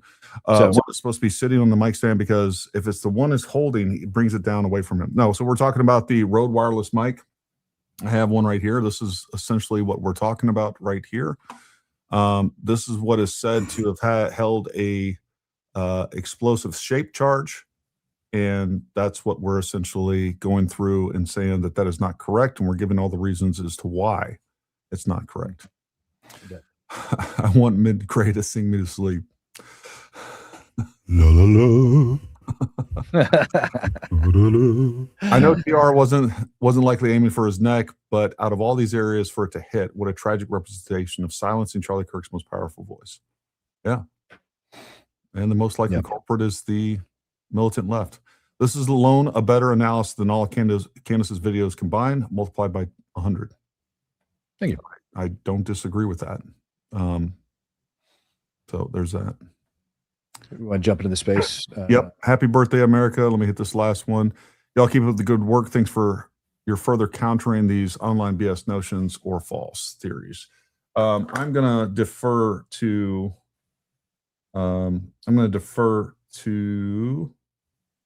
Actually, I see John. John, go ahead, buddy. I see your hand up in the space.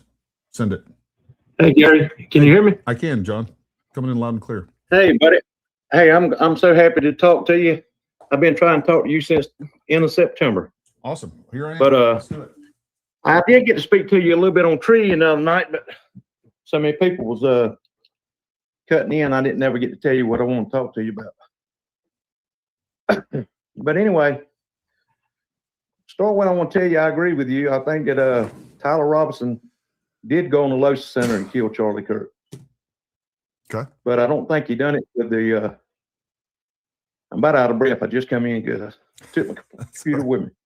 Take But anyway, I don't think that he took the miles of 98 30-06 on the roof. I think that he had a different gun in his backpack, and I have about 4 reasons that leads me to believe that. Give me your reasons, rapid fire. Okay, he showed his face 3 times on the campus that morning at 8:29. He went back about 10:15 or 10:20. He went back at 12:02 on the way up the north end of the Low Center. At that time, he was on the way to kill Charlie. Okay, so that's 3 times he showed his face with nothing but a hat and sunglasses. Okay, and then the next reason is the neighborhood he had been working all morning, driving and walking by. When it come time to go kill Charlie, he took a whole different path. So I think he was working that neighborhood that morning. He'd already put the gun in the woods well ahead of the event.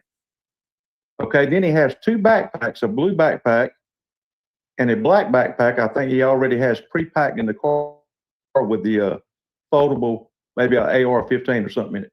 Okay. Okay, and then he has a change of clothes that he puts in that backpack. So there's some reason why he took the shorts and the maroon shirt with him after he changed clothes. I think that if he had planned on taking that, if he had actually shot Charlie Kirk with the Mauser 98 30-06, why did he take the change of clothes? Because he clearly he couldn't have took that gun out of the woods. Well, let me ask you this: why did they find a 30 caliber family round in his neck? Now, what I will grant you is that you can obviously get a 30 caliber AR, whether it's 300 black. There's plenty of them out there. But why would they do that? So I don't know if you feel like there is Utah State, if they're involved, and then ultimately the ATF, who's doing the ballistics examination and analysis. Like, how do you reconcile those things? Well, I mean, I don't know if the AR he took, I'm not saying it's a 5.56 Sure. or 223 5.56. It could have been chambered with maybe a 30 caliber. Well, look, bullet, I'll give you this. If they found out that it was a rifle that was, for instance, 300 black, I mean, some of these things would be easier to reconcile. I think there's some good reasons as to why that he changed his clothes. I mean, for one of the things that he wanted to change his clothes was to not look like the shooter. So the shooter was basically in all black, but there's that. But look, I'm open to what you're saying, and if there's any evidence out there that supports what you're saying, I'd like to see it. And I don't know, maybe that'll be one of the surprise things that they show us during the court. But what we haven't seen is any evidence that supports that so far in the court filings, in the evidentiary hearings. And we're going to hear, folks, a lot of answers are going to be given to us over the next couple of days. So we have the preliminary hearing that's coming up starting tomorrow. I'm going to be covering that. Matt, are you covering that? No. Okay. I'll be covering that. A lot of other people are going to be covering that. Honestly, I would tell you to go watch Andrea Burkhart's coverage of that. She's going to give some of the best legal analysis, but I'm going to be watching it and streaming it just for the sake of making sure that I know everything that's been said and the information that's been put out. So, John, you got anything to add to that? Yeah. I've got 5 videos. Look, when this all started, when Charlie Kirk, when he first got killed, I didn't even know how to text on the telephone. So I've come a long ways. And I've actually got a YouTube channel. Finally got my videos on it back in April that I made in November. And I've got 5 videos on there I'd like for you to watch. And I got one in response to you and Gray. Okay. Hour and 22 minutes. But I know y'all are so busy with what you do. I think that y'all miss some things. And that's what I'm trying to point out in that hour and 22-minute video, and things that lead me to believe that Tyler's got a different gun. So if you watch that video, I know it's an hour and 22 minutes, but you can skip through some of it, but Sure. You'll see exactly I point out everything that leads me to believe what I believe. We'll do this. Throw a link down in the blue pill down there and the purple pill. Garrett? Yep. Can I tell you this? I don't know how to do all that, but like I said, I have come a long way to get where I'm at now. Can I just tell you how to do it and you write it down? Okay. Sure. What's your channel name? Give it to me real quick. Okay. It's at John, that's JOHN. Yeah. Dash R3. Okay. X6J. All right. R3X6J. But I got 5 videos on there. Yeah, I got 5 videos from 3 minutes and 45 seconds all the way up to 1 hour and 22 minutes. All right. Sounds good. Thank you, John. And while we're plugging things, everybody go follow John. Give him a follow. Help him out. While we're plugging things, Tuesday, folks, Tuesday at 8 p.m. Eastern time, we are going to have Andrew Wilson on the show as well. So make sure you come join us 8 p.m. Eastern time. We're going to be going through the facts of the case, but I think you'll really enjoy that. Ian Carroll. Oh no, I gotta do it because he's such a moron. He just commented a minute ago saying that he's shooting at a downward angle.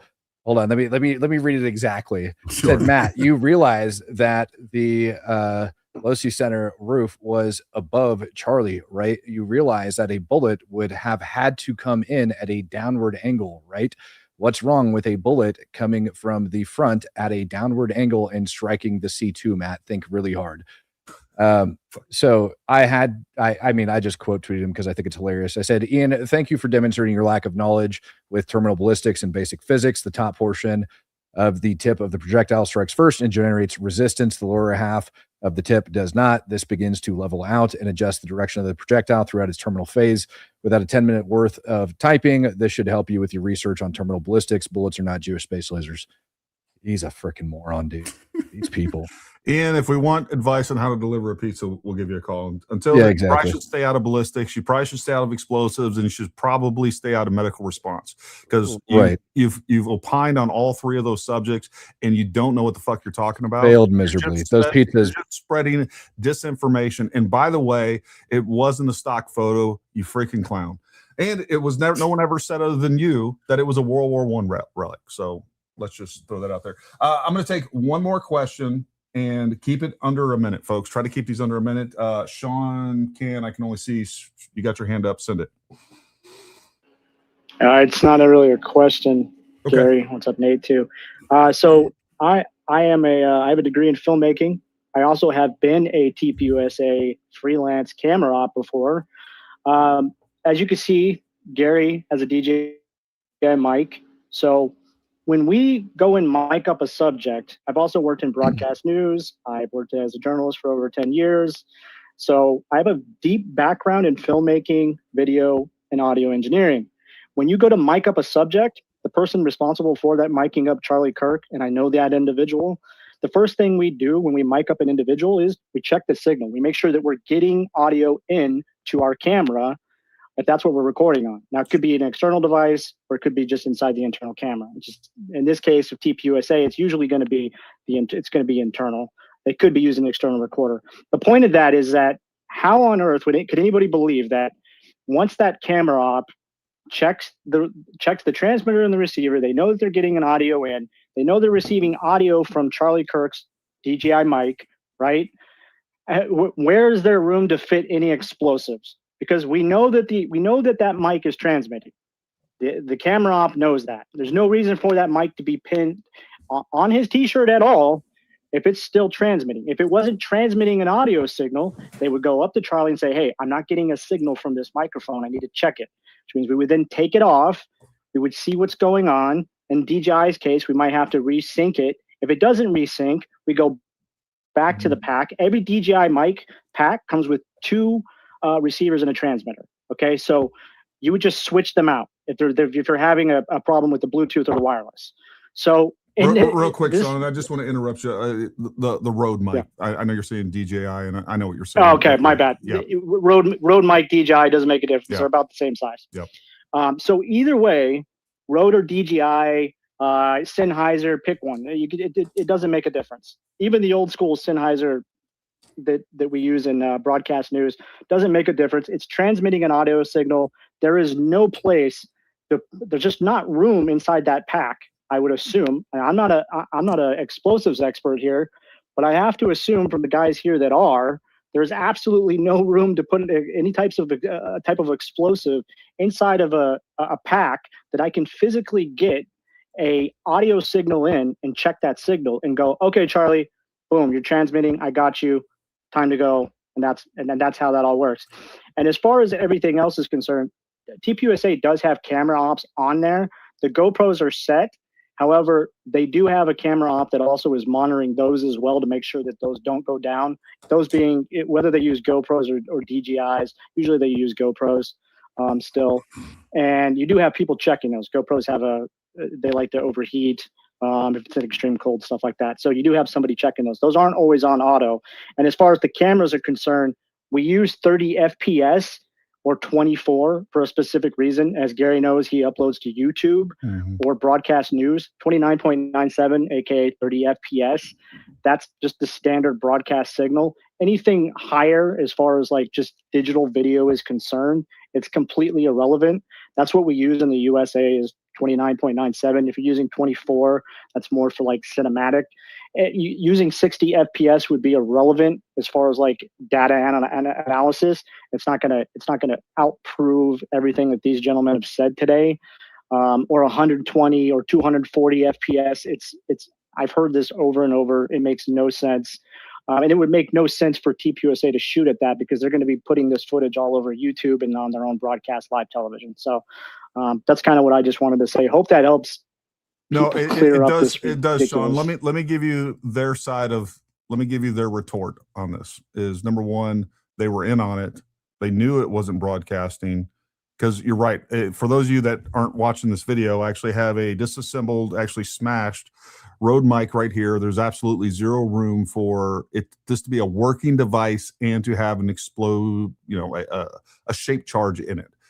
I think their response, and me playing devil's advocate here, almost literally, is that it wasn't a working mic, and they just wanted to make sure that it was ready to explode because they didn't care about the audio.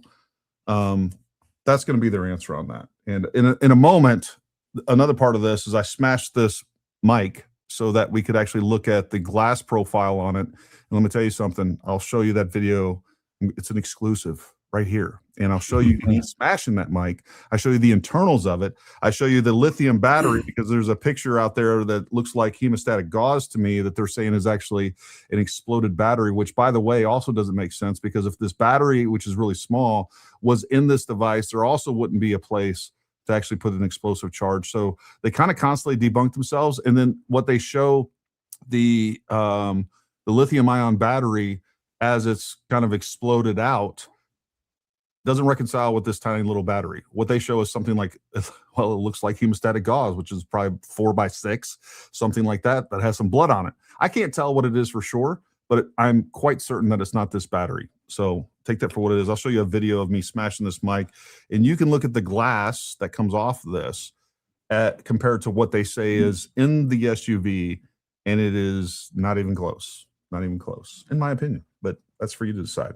All right, Mid-Gray, let's get back on track. We'll take once he gets done with this presentation, we'll start going hard and heavy on the questions, I promise you folks. So keep them coming, get them ready, and please try to keep everything under, a minute.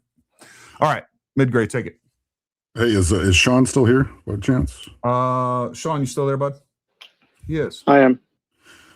Quick question. So, you say you used to do some work for TPUSA. I was just curious. So like the Rode transmitter that Charlie's wearing, like where do you think the receiver is? Is that the tent camera or is that somewhere else? Where do I think that the like, are you asking like Like so he's wearing the turn. Yeah, like which camera is it hooked up to? Because it's most likely going to be the A cam, right? So it's wherever the A cam is. The A cam is usually going to be like direct on. So I mean, I don't have a photo right now. I'm not looking at all the cameras, and I haven't like studied where every camera was. Yeah, I think they had two main. They had one on the right and left, and then they had a tent camera. Right. So they have an A cam, a B cam, and usually you have somebody. And again, I'm not going to out because the internet will freak out and go hunt this guy down. I'm not going to out any of the camera ops that are still working there. So usually this other camera op that still very much works for TPUSA and was there that day. He's somebody who would be on the gimbal. So I mean, it could technically be on the gimbal. I wouldn't personally do that in this instance. Because it wouldn't make really any sense. So my guess would be the A cam would be pointing directly at him.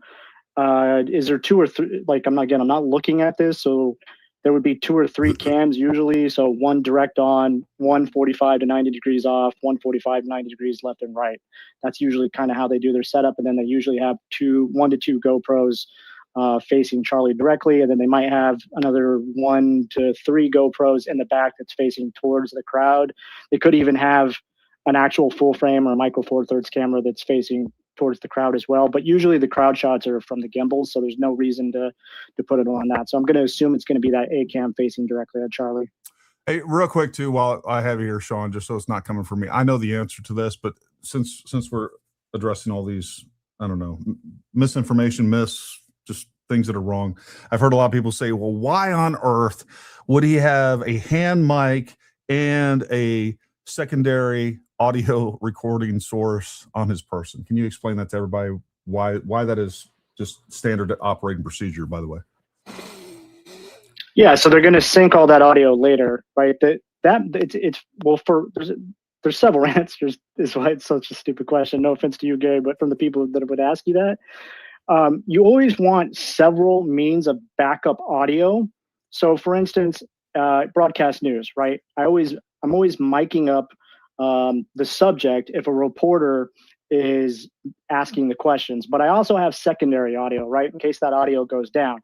I really don't have time to stop a reporter from asking questions like Charlie would in an interview like this. So you want several means of audio. In Turning Point USA's case, they want to have several means of audio at all times in case any of that audio goes down. Because these are wireless signals or Bluetooth, it does happen, right? Yeah. So in the case of this, not only does Charlie have the stick mic, which is one signal of audio, he's also got his personal lav mic on as well.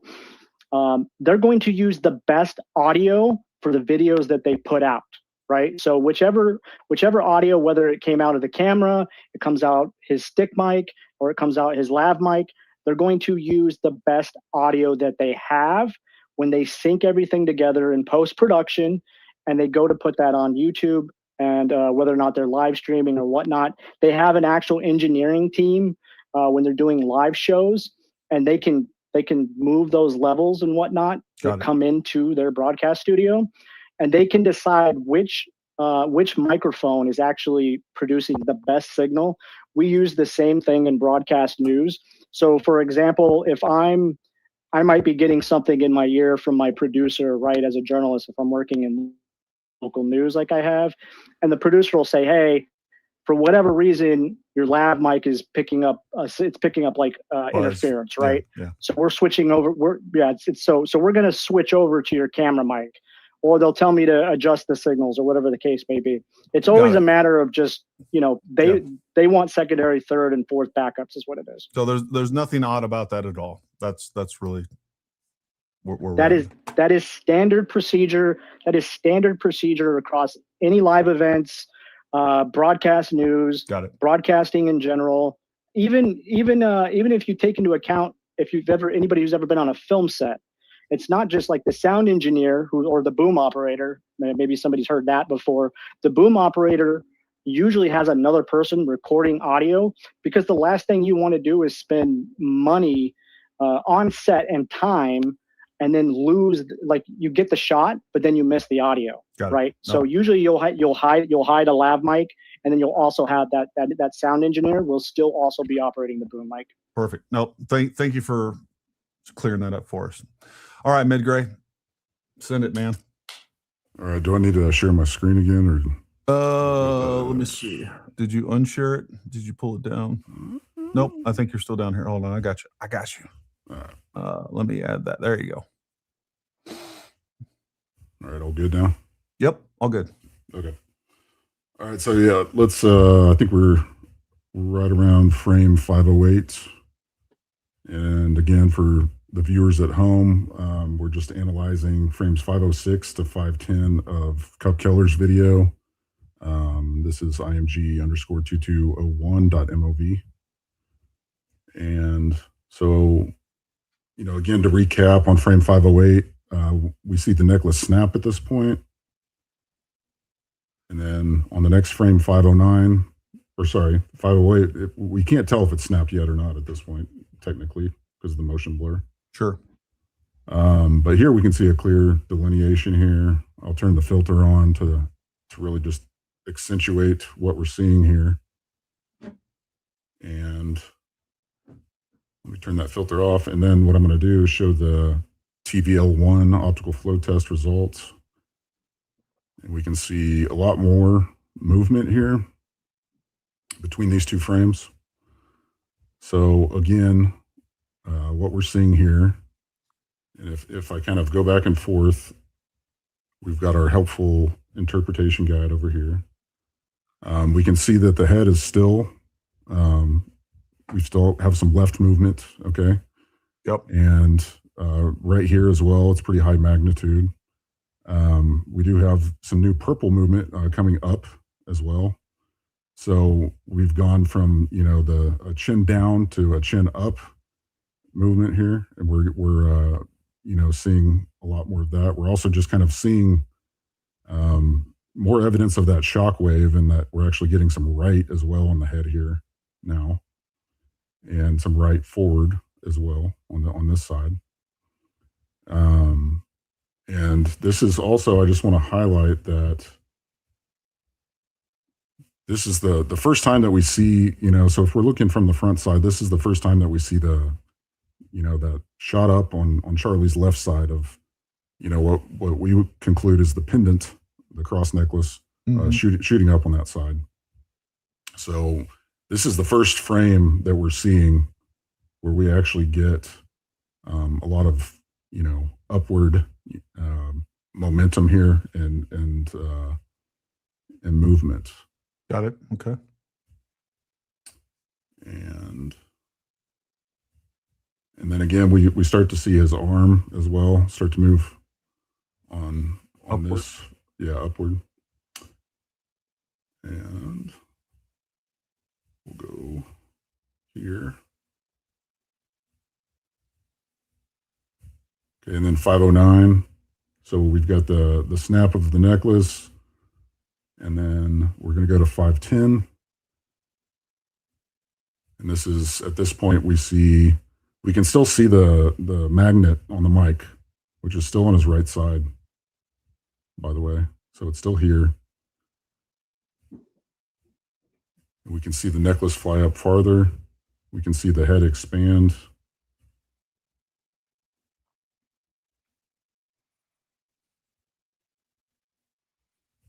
And then if we look at the results,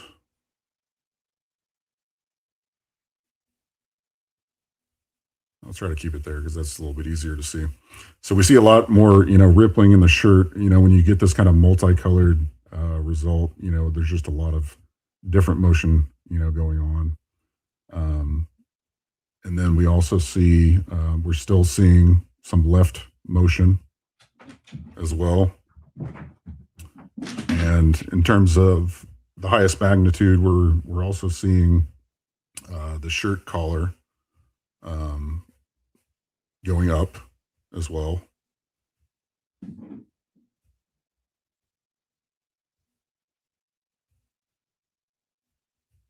And let me just go ahead and put all these frames on so you guys can see. So we'll just run through them one at a time. Okay. So we've got This is the 506 to 507 result.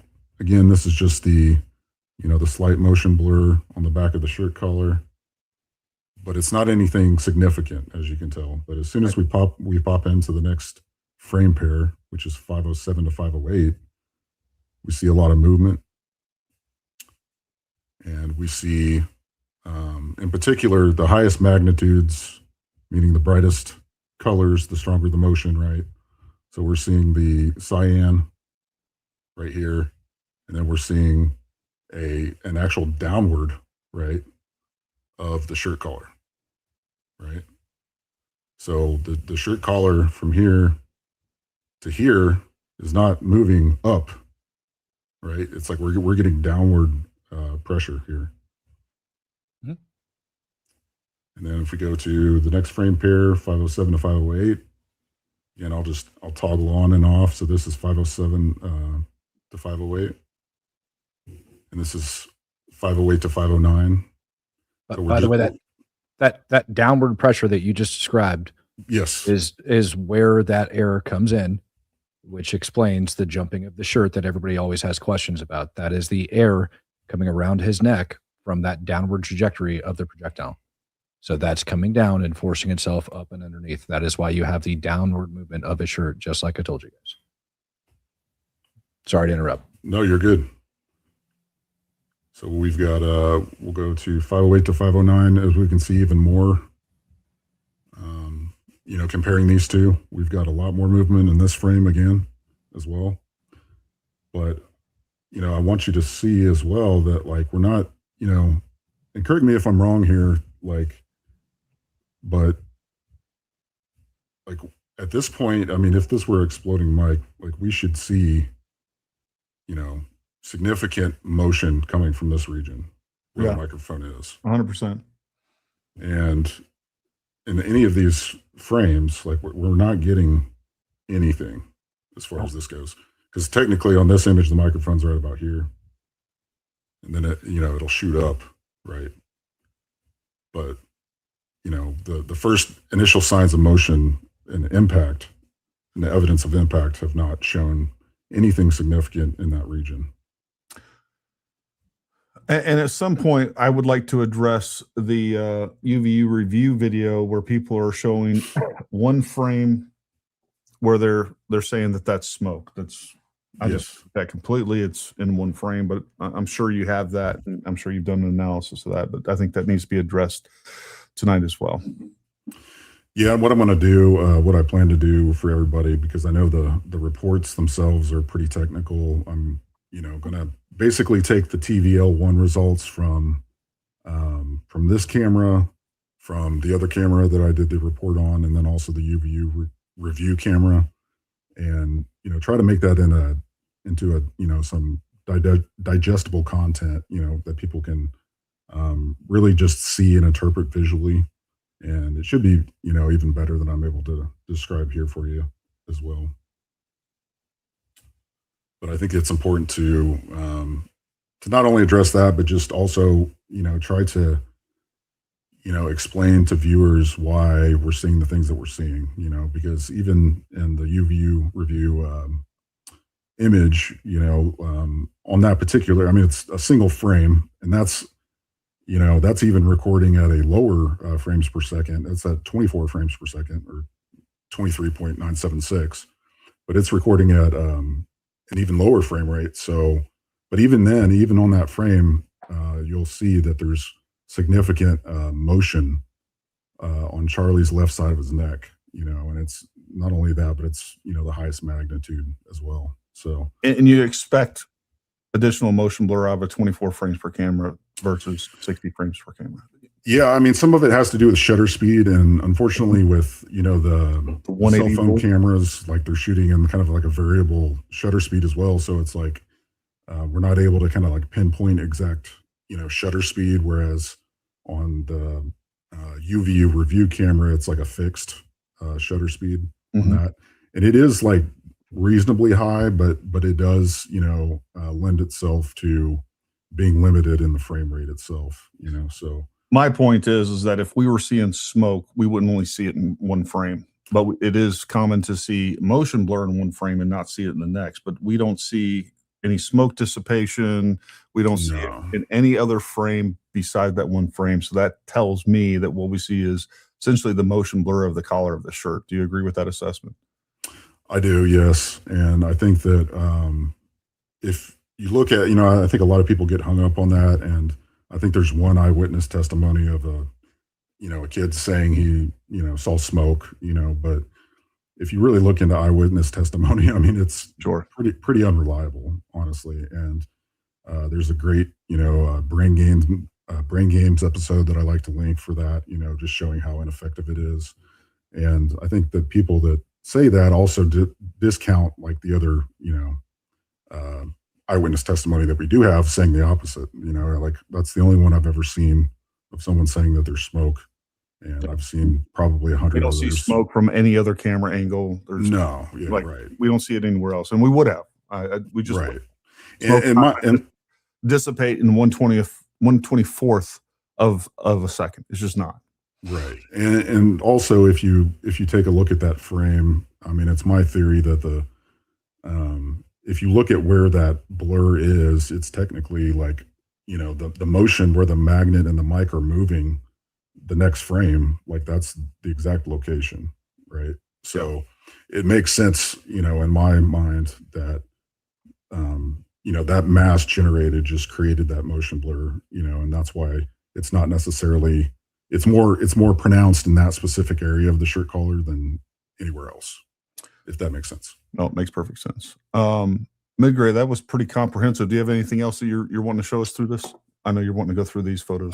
No, I think that's it. I know that you guys wanted to take a look at this one in particular on this other test. If you guys want to talk about that in particular, as far as the C2. Yeah, go ahead, Matt. I think you were wanting to talk about this specifically. Yeah, you want me to talk about the C2? Yep, because it was, I believe it was you that told me that it was a leaked autopsy that they ended up getting that from. Well, what was said, Allegedly. and this was given to, so everybody knows, it was given to, Stephen, I can't think of his name. Anyways, not Stephen Crowder, but anyways, and what was said was that basically the vertebrae that were crushed was the C2. I don't remember if it was the C1 or not, the C3, the C4, and then like the T1. Okay.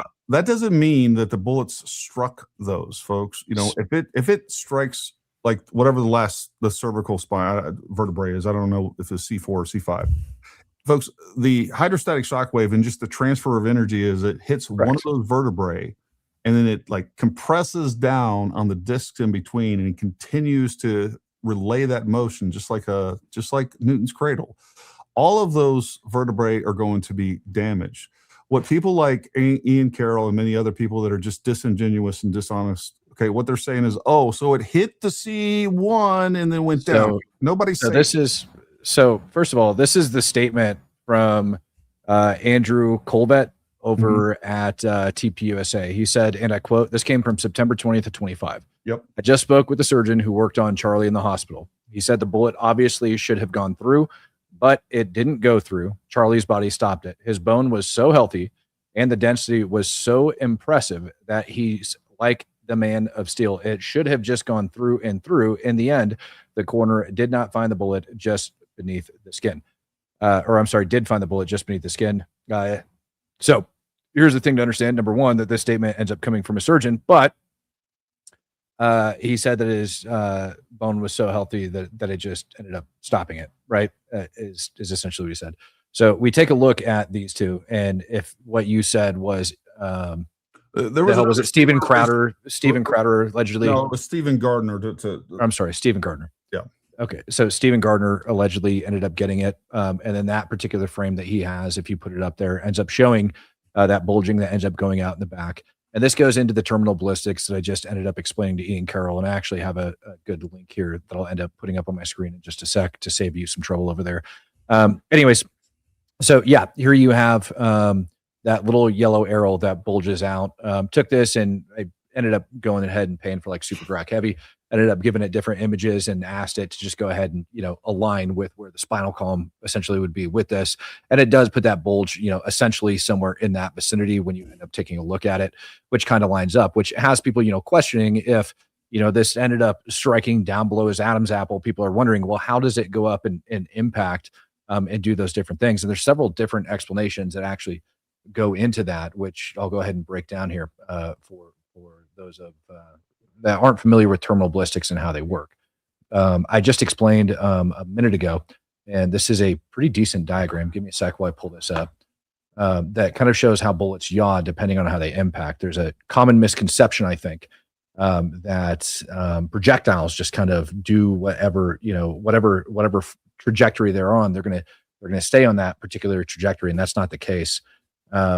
Depending on how the angle goes in, and most people are familiar with shooting through, well, maybe not, but know that when you shoot through a windshield, when you're standing in front of it and you're shooting dead on it like a 90-degree angle, that projectile is actually going to drop almost like 8 to 12 inches before it ends up reaching the driver, and that's because of the angle of that windshield, right? And that projectile passing Which through. is And counterintuitive to what the angle looks. It goes. It's counterintuitive. People think that the round is going to skip upward because we have a windshield that's angling away from us. Mm-hmm. Yeah. But the thing is it doesn't. It ends up going down, and again, it has to do with like the different physics and how different things actually end up impacting, et cetera, et cetera, et cetera.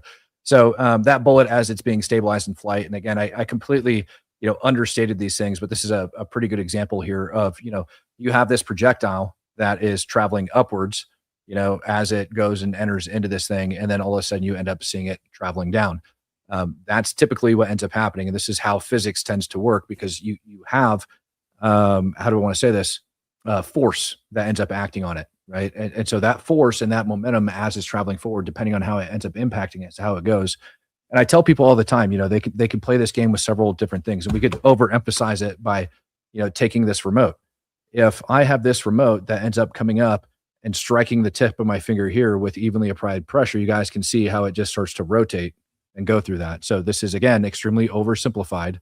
Coming forward, I'm not lifting it. That's just applying the same energy as it goes forward because it's met resistance. And so in this case, we have the tip that's actually coming in, and you're going to have this top half that is going to impact first, which then creates that yaw. Now, as that goes in, it's going to obviously hit different muscle density, tissue, et cetera, bones, frickin' ligaments, all of these other things. And those create different forms of resistance, which then cause that projectile to tumble. So I'm not saying it's made a big change in direction and all of a sudden just started working its way up. I'm saying that begins to start the tumbling process with inside the tissue, which then becomes extremely unpredictable because of all of the different things that ends up flying through. And so when people like Ian Carroll are telling you that it is impossible because he's shooting it at a downward angle, therefore it should have blown out his back, it lacks the basic understanding of two things: one, terminal ballistics, and two, physics. It's just the honest to God's truth. There's no other way to go about it. If somebody's telling you otherwise, they're either willfully lying to you, or they haven't studied the subject and they don't know what they're talking about. And there's only certain things that are very, very predictable, that goes into terminal ballistics. And I mean, very, very few exceptions. And those are things that you have to shoot, study, practice. And even then, it's not going to be exact, and you got to have limited distance in order to get the effects that you want. And the other thing that people don't realize is that all bullets are yawing. All right. They don't fly just perfectly straight like this, folks. It's not what they do. They're always yawing, and some more extreme than others. And that's another thing that we don't know about this projectile. Was it properly stabilized? So as the bullet flies through the air, it is doing this. That's what it's doing. Now, if it's not stabilized, it could be doing that at a much more extreme rate. It could still hit the target, or even worse, it could be tumbling, right? So we don't know those things. So depending on how that bullet was yawing when it hit is also determinative. And these bullets are spinning at like, I don't know, they're over 100,000 RPMs. I mean, it's crazy how fast these bullets spin. And so depending on how it's yawing, and that's the other thing too, can you replicate this? I don't know, can you hit that target, a target like Charlie Kirk? Number one, you got to have an analog that's representative of what's going on.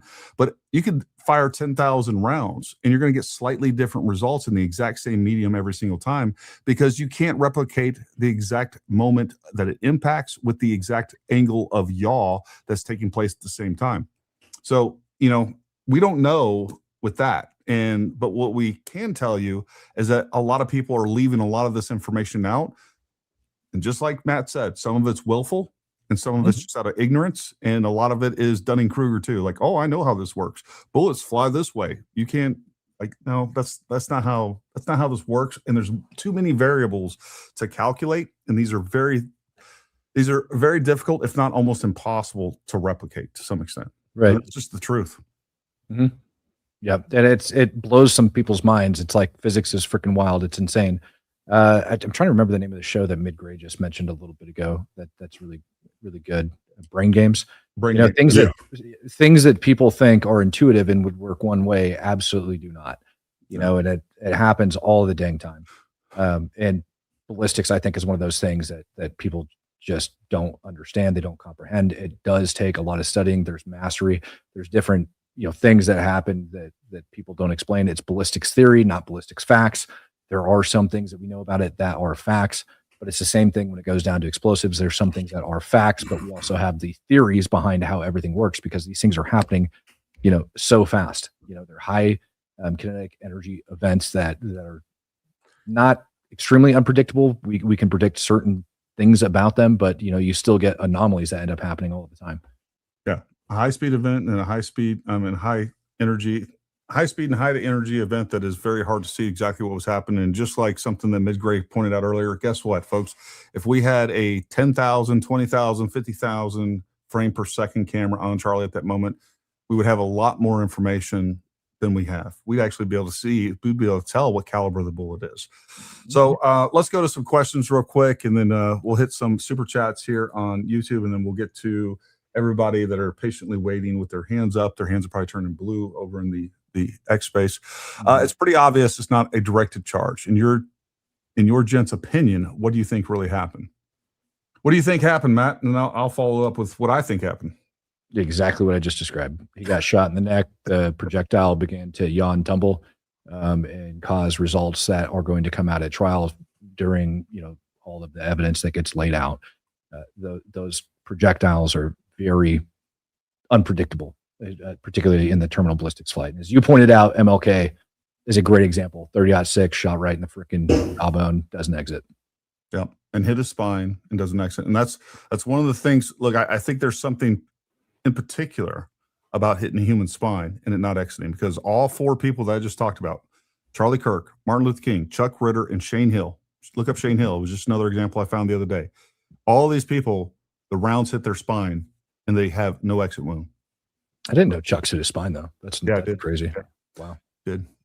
And I think you also have to take into account just, Charlie was a young, healthy individual, a big guy. I know you had mentioned MLK, but it's like, Charlie wasn't a drinker, he was a very healthy guy. He had probably a fair, large amount of bone mass density, more so than MLK. And I think that's also something that people don't take into account. I agree. And I hate people like, oh, they said he had, steel bones and a steel spine and super. Folks, you never heard of a freaking, like they were just talking. Like, it's just a whatever a speech. Like, they were just sitting there saying, hey, they're trying, like, oh God, thank God nothing went through them. They weren't sitting there trying to tell you that factually it just didn't go through him because he had a steel. You guys act like that's some sort of technical analysis or something. And also that's a surgeon who likely doesn't have an understanding fully of terminal ballistics and how all these things work. Like he just doesn't. Agreed. And honestly, if you took that surgeon, let's say he even had a basic understanding, and you were to ask that surgeon or any surgeon, that's a trauma surgeon that's dealt with gunshot wounds over and over, they will tell you that these wounds are pretty damn unpredictable in what ends up happening with them and how they end up coming out. So when people try to, throw that stuff out there, and provide this drastic imagery without a scientific explanation and just saying it's common sense. No, it's not. There's actually science that goes into all of this that has been studied over time. And there's a lot of things that we do know about this. Your inability to read things or your lack of understanding is not physics problems. It's not science problems. That's a you problem. Yeah. Right? You know what? And we had an expert. This is an expert that is an expert in all things. And this person solved this case months ago. I'm just going to throw this up here. Did stop the bullet without question. Okay. And this is going to dispel a lot of theories that are out there. And I'm telling you this 100%, folks. Charlie Kirk was shot from the front and the bullet did not exit. And at least a fragment of the bullet was recovered from his neck. And I'm going to tell you exactly where it was recovered from. I have fact-checked this information from multiple sources now. I've actually been sitting on this for a little bit over a week. Right around here. So think about almost in line with your shoulder blade right in the center. Now, why is that helpful? Because it gives us a bullet trajectory, okay? We went in here where you saw that, and it was stopped, and a fragment was pulled. And I'm telling you, like, if you argue with her, you're paid by the Jews. I mean, that is definitive, 100% confirmed by multiple sources. You're paid by the Jews if you disagree. So Candace is paid by Jews. Go ahead, buddy. You got your hand up. Well, first of all, I argue with her all the time, and I just want to know that if the Jews are trying to pay me, I think they got the account number screwed up. I haven't gotten the money yet. I'd really like to fix that. Whichever my Israeli handlers is assigned to me, let me know. Them BB Reach bucks. out, and I'll get You gotta that. get them BB bucks. Yeah, join the club. Yeah, I'll get that straightened out. But no, honestly, like we were talking about the multiple vertebrae being damaged. Yeah. In addition to hydrostatic shock, you also have look, the rapid expansion that we saw is indicative of something slowing down really, really fast. If that thing's traveling nose forward the whole time, it's probably going to, produce a pass through. If it yawed dramatically and it was a weaker structured bullet like a cup and core, and it comes apart, you could have multiple trajectories once you enter the body, right? It doesn't necessarily need to be one bullet track. You could have multiple. We don't know, right? But there very well could be. So, I know that I think there was a report that came out that they couldn't, do a lot of ballistic identification, and that could be because the copper jacket just got disintegrated, and that's where the rifle marks would be. So, if you got pieces of rifling, or your pieces of copper jacket, pieces of lead, you could have almost like a shotgun pattern of debris flying through Charlie's body. So you got to think about that as well. Yeah, it's not just one track. Looking at X-rays, they call it lead snow, where the bullet has fragmented to the point to where it's just fragments left. And I agree, and I'm going to call it now. Here's my prediction. I think it's going to end up being a 150 grain core locked Remington. That's what I think it's going to end up being, but we'll see. I could be wrong. Really doesn't matter. I'm sure that's not what MLK was shot with. And that's the other thing too. That I brought this up the other night on a space. It's like MLK was shot from 65 yards away. Charlie Kirk was shot from 138 yards away. So almost half the distance MLK was shot with. So we have a significant amount more energy. But what we don't know, do you know what the muzzle velocity of MLK versus Charlie Kirk? It could have started off slower. Do you know what type of round that we have MLK versus Charlie Kirk? We don't. Do we know if that round was stabilized correctly? We don't. So there's plenty of factors. We already start off at a deficit with Charlie Kirk. It's already going to be more energy if it was the exact same round. But we could have also had a round that was moving slower as far as muzzle velocity. We don't know that. It could be a round that was specifically designed to fragment quicker. So that's where we're at with all this. And, just based on that and it not hitting Charlie Kirk in the mandible and still not having an exit wound, we would expect a less chance of having an exit wound with Charlie Kirk just based on twice the distance because there's going to be less energy. John, go ahead, buddy. Keep it. I was going to say that when he was talking about Stephen Gardner earlier. Yep. I remember I followed him from not long after when this happened. But anyway, they said that Kevin Colvett told him that that they had a bullet, but Stephen said he didn't say what kind of bullet. He just said the bullet. But then in April, it come out it was inconclusive, that it fragmented so bad. But the way they made it sound back then, Kevin, that they actually had a bullet. Well, then all of a sudden now we don't know what kind of bullet. They do have bullet. They do have the bullet. It's just fragmented. I don't see like that's a difference without distinction in my opinion. But they knew they had the bullet, and they knew early on that it was a 30 caliber round right from the ME, by the way. So that was other information that wasn't released till later on. So take that for what it is. I see your point, but let me hit a couple super chats real quick. Why is defense trying to ban cameras if he's innocent? I mean, it's a great question. Why is his defense not saying that, or using some of the defenses that we've even heard tonight? And we definitely don't hear the defense saying that, actually it was an exploding microphone and there was burn marks in his body. They do have access to the medical examiner's report. We haven't heard any of these crazy theories, whether it was from the time he was actually taken in, that it was actually at 6:20. He got interrogated at 6:25 on the 11th, which is total horseshit.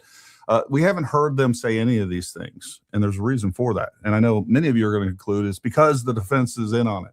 Or maybe you just don't know what you're talking about and you got the facts incorrect. And by the way, if you look at what the facts actually say, the reports actually say, other people have provided statements, stuff isn't that hard to clear up. You don't want to see the truth. And that's fine. You're welcome to do that. If the defense was in on it, then why did they try to remove the entire prosecution team? Yeah. And here's the thing. If this is some big conspiracy and everything that the Fed slop, forget about the pod slop, because the pod slop's a whole lot worse than the Fed slop. But if they would just wanted to put a nice little bow on this, why didn't the ATF just say, the bullet matched perfectly? Like they've manufactured everything else. Why would they stop at the ballistics analysis? Why wouldn't they just say, yep, matched perfectly? They could have shot around into some ballistic gel or some other medium, recovered it, and then it gave us all the pieces like, yep, the tooling marks match perfectly, case closed, done. That's what I would have done. Rage Bronson. Matt, you said mean things to me on X and hurt my feelings. I demand an apology. Happy 4th to all you great Americans. I probably said mean things to you on X because you're acting like a retard. So stop saying and doing retarded things and I'll stop being mean to you. Paramount, would it be possible to try to replicate the alleged mic explosion to show how absurd it is? I imagine it would be quite dangerous to try, but I'm not an explosive guy. Like you can, and I was thinking about doing that. Here's the problem. You have to get permission from the ATF. You're now building an explosive destructive device. That's a Form 1. You have to send in the paperwork for that, get permission to do it. And I was having a little bit of this discussion with Matt. It's like, it's already proven it's BS. Physics proves it's BS.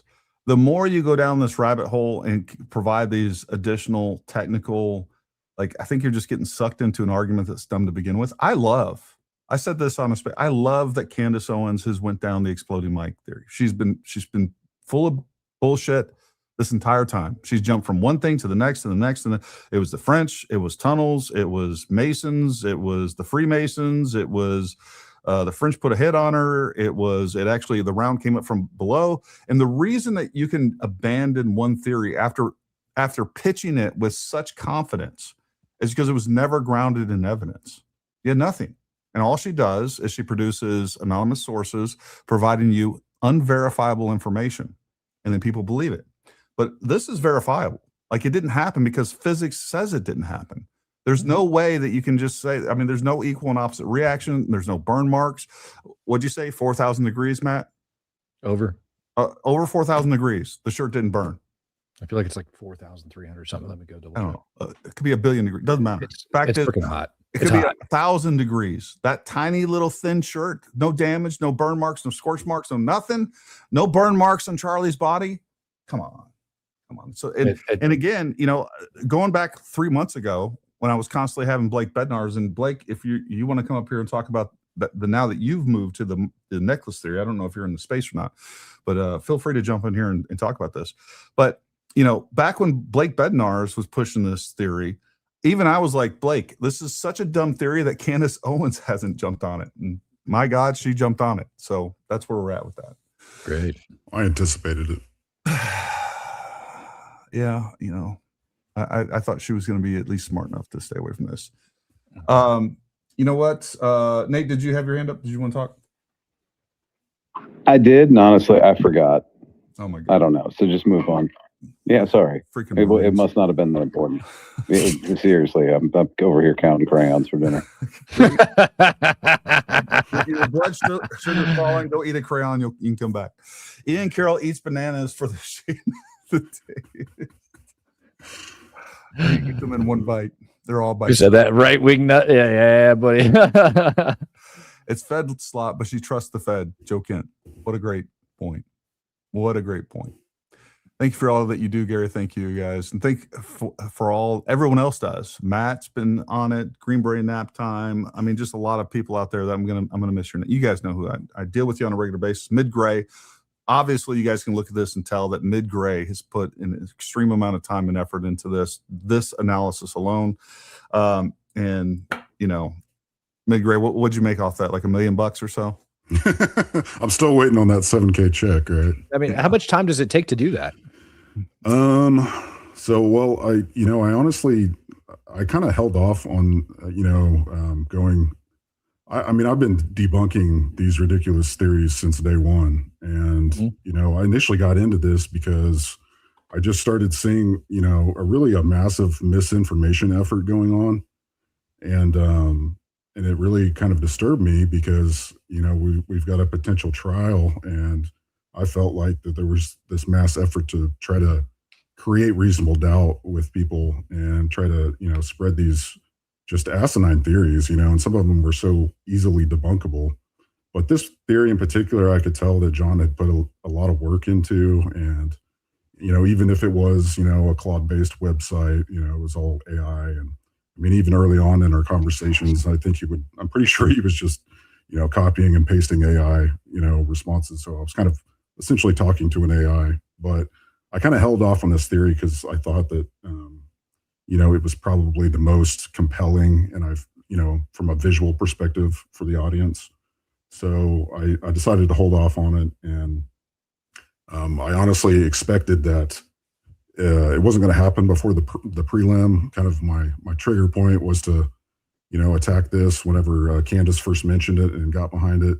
And I figured it was going to be closer to the trial. But so whenever she, initially hopped on board, because, all the other talking heads had at that point, Baron Coleman, Stu Peters, Project, Constitution, all of them.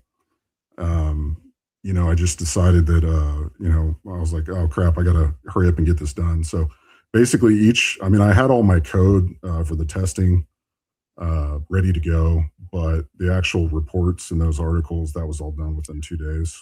Well, and look, this is the problem that we're always facing. And that is, we're all like, they can put these stupid theories out there quick, and then it takes time to respond to them. And if you're being honest and, addressing these things and prosecuting these lies with integrity, it takes a longer explanation.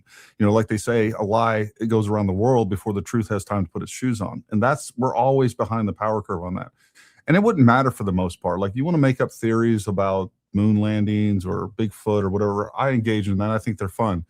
The problem is that it doesn't change votes.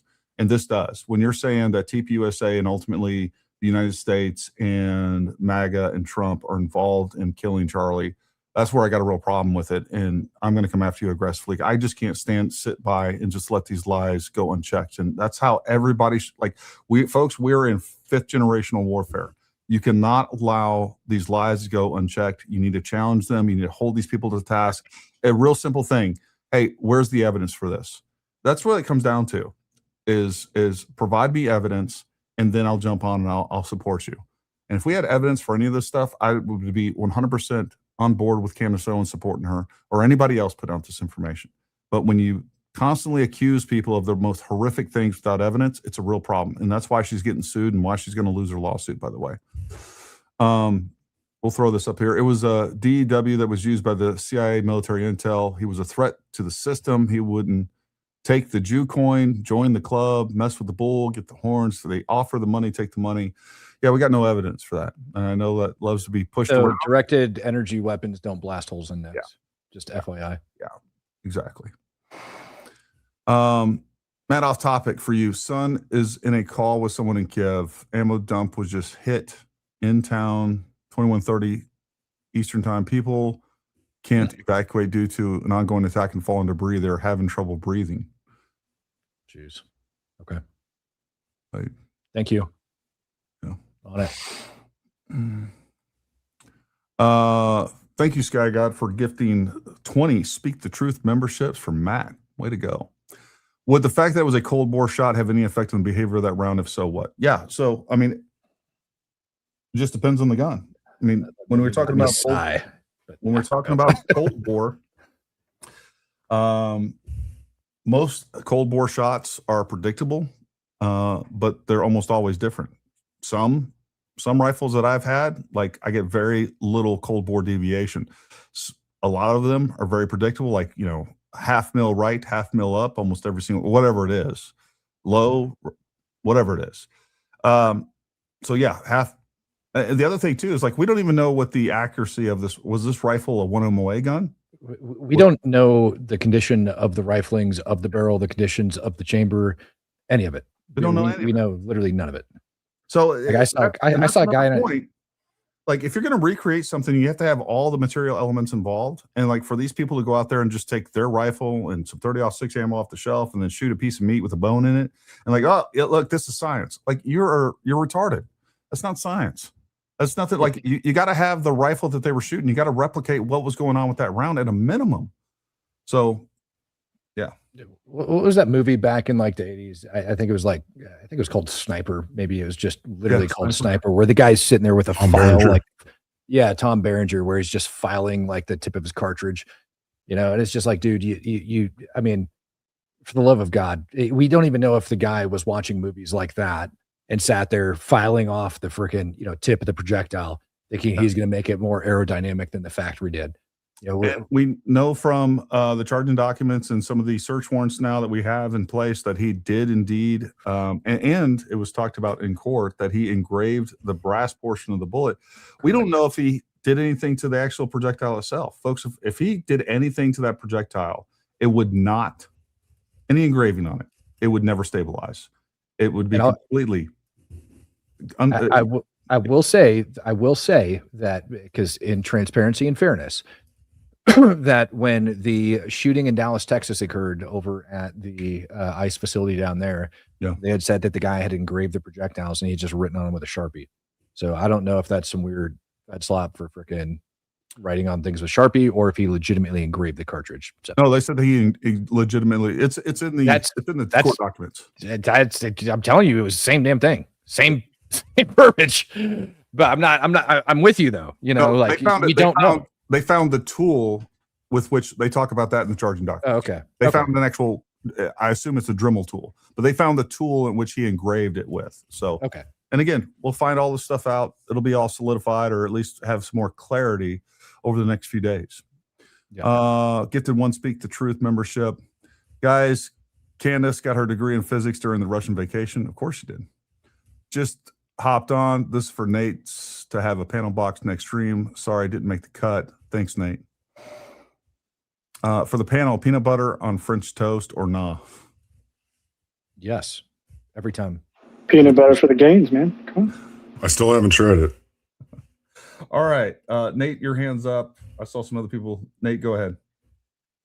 Yeah, I was just gonna say that stupid shit that Tom Berenger was doing in the movie Sniper. They actually made a device called a me-plat trimmer, which is like a fucking pencil sharpener for the tip of your bullet. I got one over there. Never used it. Yeah, because they don't work. They don't improve anything. Like, you're fine with just a fucking ballistic hollow point. But if you have somebody doing some dumb shit like cutting a cross into the, you know, tip of a bullet because they think it's going to make it expand faster, that's going to be impossible to stabilize. That shit will catch air and do some dumb stuff to it. So you can, and you don't know what this idiot did. And something tells me he had a Hollywood education when it comes to ballistics. You know, I mean, I don't think he really knew what he was doing based on where the round impacted. Yeah, and again, we don't know what contributed to that. Was that bad fundamentals? Was that because he wasn't taking into account the trajectory, the slope at 9.4 degrees, which is about what that was? Again, it's going to hit high. Even if you zeroed it at 100 flat, and then you knew exactly that was 140 yards, all right, and then you dialed that scope in at 140 yards, it would hit slightly high. It wouldn't hit as high as if he was aiming for the chest. It wouldn't hit him in the neck, but it would hit slightly high. But we don't know what. I think it's fair to say. I think it's very reasonable to say he wasn't aiming for the neck. He was either aiming for the head or the chest. I personally think that he was aiming high center chest, and the round ended up hitting him basically high and to the right from the shooter. So he could have also had an unstable shooting platform, not properly zeroed his firearm, like a million other things that go into it as well. Or he could have had his rifling shot out. The projectile could have been tumbling. I mean, hell, man, there's a lot. There's a lot that goes into it. And if you think this is just cut and dry, that just shows what lack of information and how ignorant you are when it comes to ballistics. And that's okay. But, you know, when Matt and I and many other people that are subject matter experts in this try to explain to you what's going on, you know, when you come back and you're like, no, that's not what well, fine. You know, it is. What it is. Sean, go ahead. Yeah, I was just curious, Gary, and you may have talked about this before. Have you helped your audience kind of understand why the FBI in general was involved in this case once the local authorities literally went to them and asked them in the first place? Because you may have gone over this several times. I'm not sure. Yeah, I've talked about that. I'm sure Matt and other people, I know a lot of other people have too. Look, at the end of the day, number one, with a high profile case like this, and especially somebody that is basically friends with the president, like the FBI is going to come in and at least offer some assistance with this. As I understand, as you mentioned, because it was such a high profile case, I do believe that there was a request. I don't remember where that was. Came from Utah authorities. It might have been Governor Cox himself, which, you know, Governor Cox said some dumb things. Do you have a source for that information, Sean? So it's my understanding, and Mid can probably also chime in on this, is that we know that the digital imaging, right, came from the FBI. So we know that those new images, when they came out from those cameras on campus, identifying Tyler Robinson, came from the FBI software, right? Because local don't have access to that software. So the FBI put those new images out. As far as like the request is concerned, I have no idea. But that would be why I see a lot of people tagging the FBI, you know, FedSlop this, and it's obviously coming from a lot of people who don't really understand security in general, or why even if we're in like the private security sector, why we would be called in. If you're the feds, why you would be called in. I think you're right in the case of it being a high profile case, but also I don't think local authorities obviously have those digital tools that were necessary to carry out this manhunt. But that doesn't mean that the FBI is the main source of leading this investigation. And I think a lot of people get confused on that. Yeah, no, the state of Utah has jurisdiction over this entire case, and we do see assistance taking place from the FBI. I mean, it's nothing crazy there as far as my opinion. Hope everyone had a spectacular 4th. Gary, please give Magnus a big hug. And Jen, you were awesome. Many thanks. Thanks, Alan. We appreciate you, buddy. Let's see. There's a subsonic 30-06 sold, marketed as low recoil, 1,100 feet per second. Here's another problem with that, folks. We know that it was a supersonic round. We know it was. There's subsonic 30-06 ammo that you can get, but we know that there was a supersonic event because it has been recorded on multiple devices. We get the boom, and then we get a sonic crack, or we get the sonic crack, then the boom. I mean, we know that has taken place. That's not even up for debate. A lot of people were trying to explain this away, saying that there was some sort of ballistics gel block in the back of the SUV, that they had timed the shot just right, and they actually captured the round in the back of the, like, that's total horseshit. Like, you have no evidence for that, none whatsoever. So it would be easier just to put Kevlar on the guy. You know what I mean? I mean, for every weird, fantastic conspiracy that we've heard, there's 1,000 easier ways to do this, including you know, not doing it at UVU for one, like you know. So all of these theories They make less sense. They don't pass the smell test. They don't pass the common sense test. And then they have, not only do they not have evidence supporting them, there's so much evidence against them that says it didn't happen. So, I think that's where we're at, 9-10 months into this. Anybody else in the space that would like to ask questions, talk, challenge anybody on anything? We're here, folks. We're here. My side shows Nate with his hand up. I don't know if that's a real thing or if Nate's just. I'm not seeing it. It's not. It's not. It's being glitchy. There you go. Well, cool.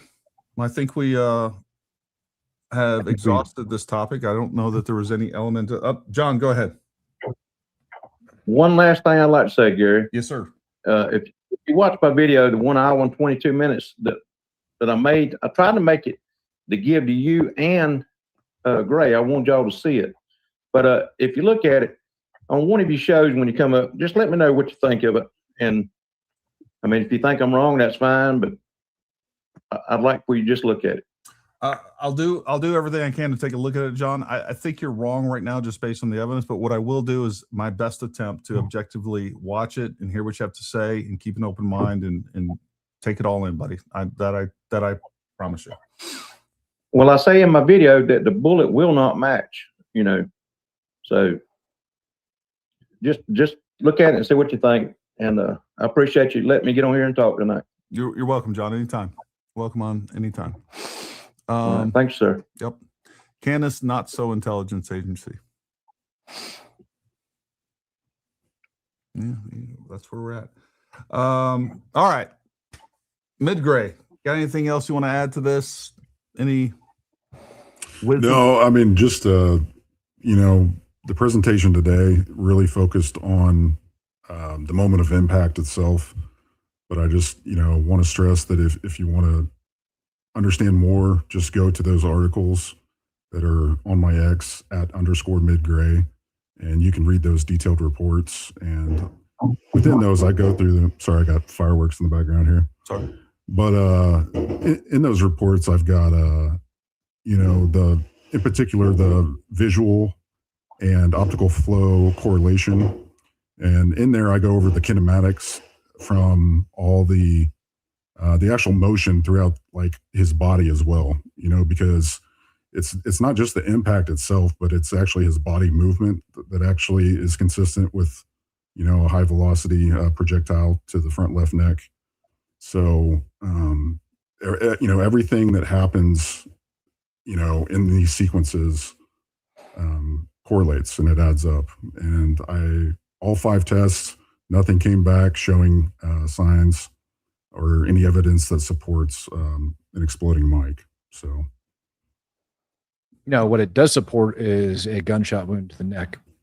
I mean, the rippling of the shirt, I didn't even catch up on that. That rippling of the shirt and that air pressure in particular that's being displaced, showing that on the back of his shirt is actually even more evidence that that's exactly what occurred.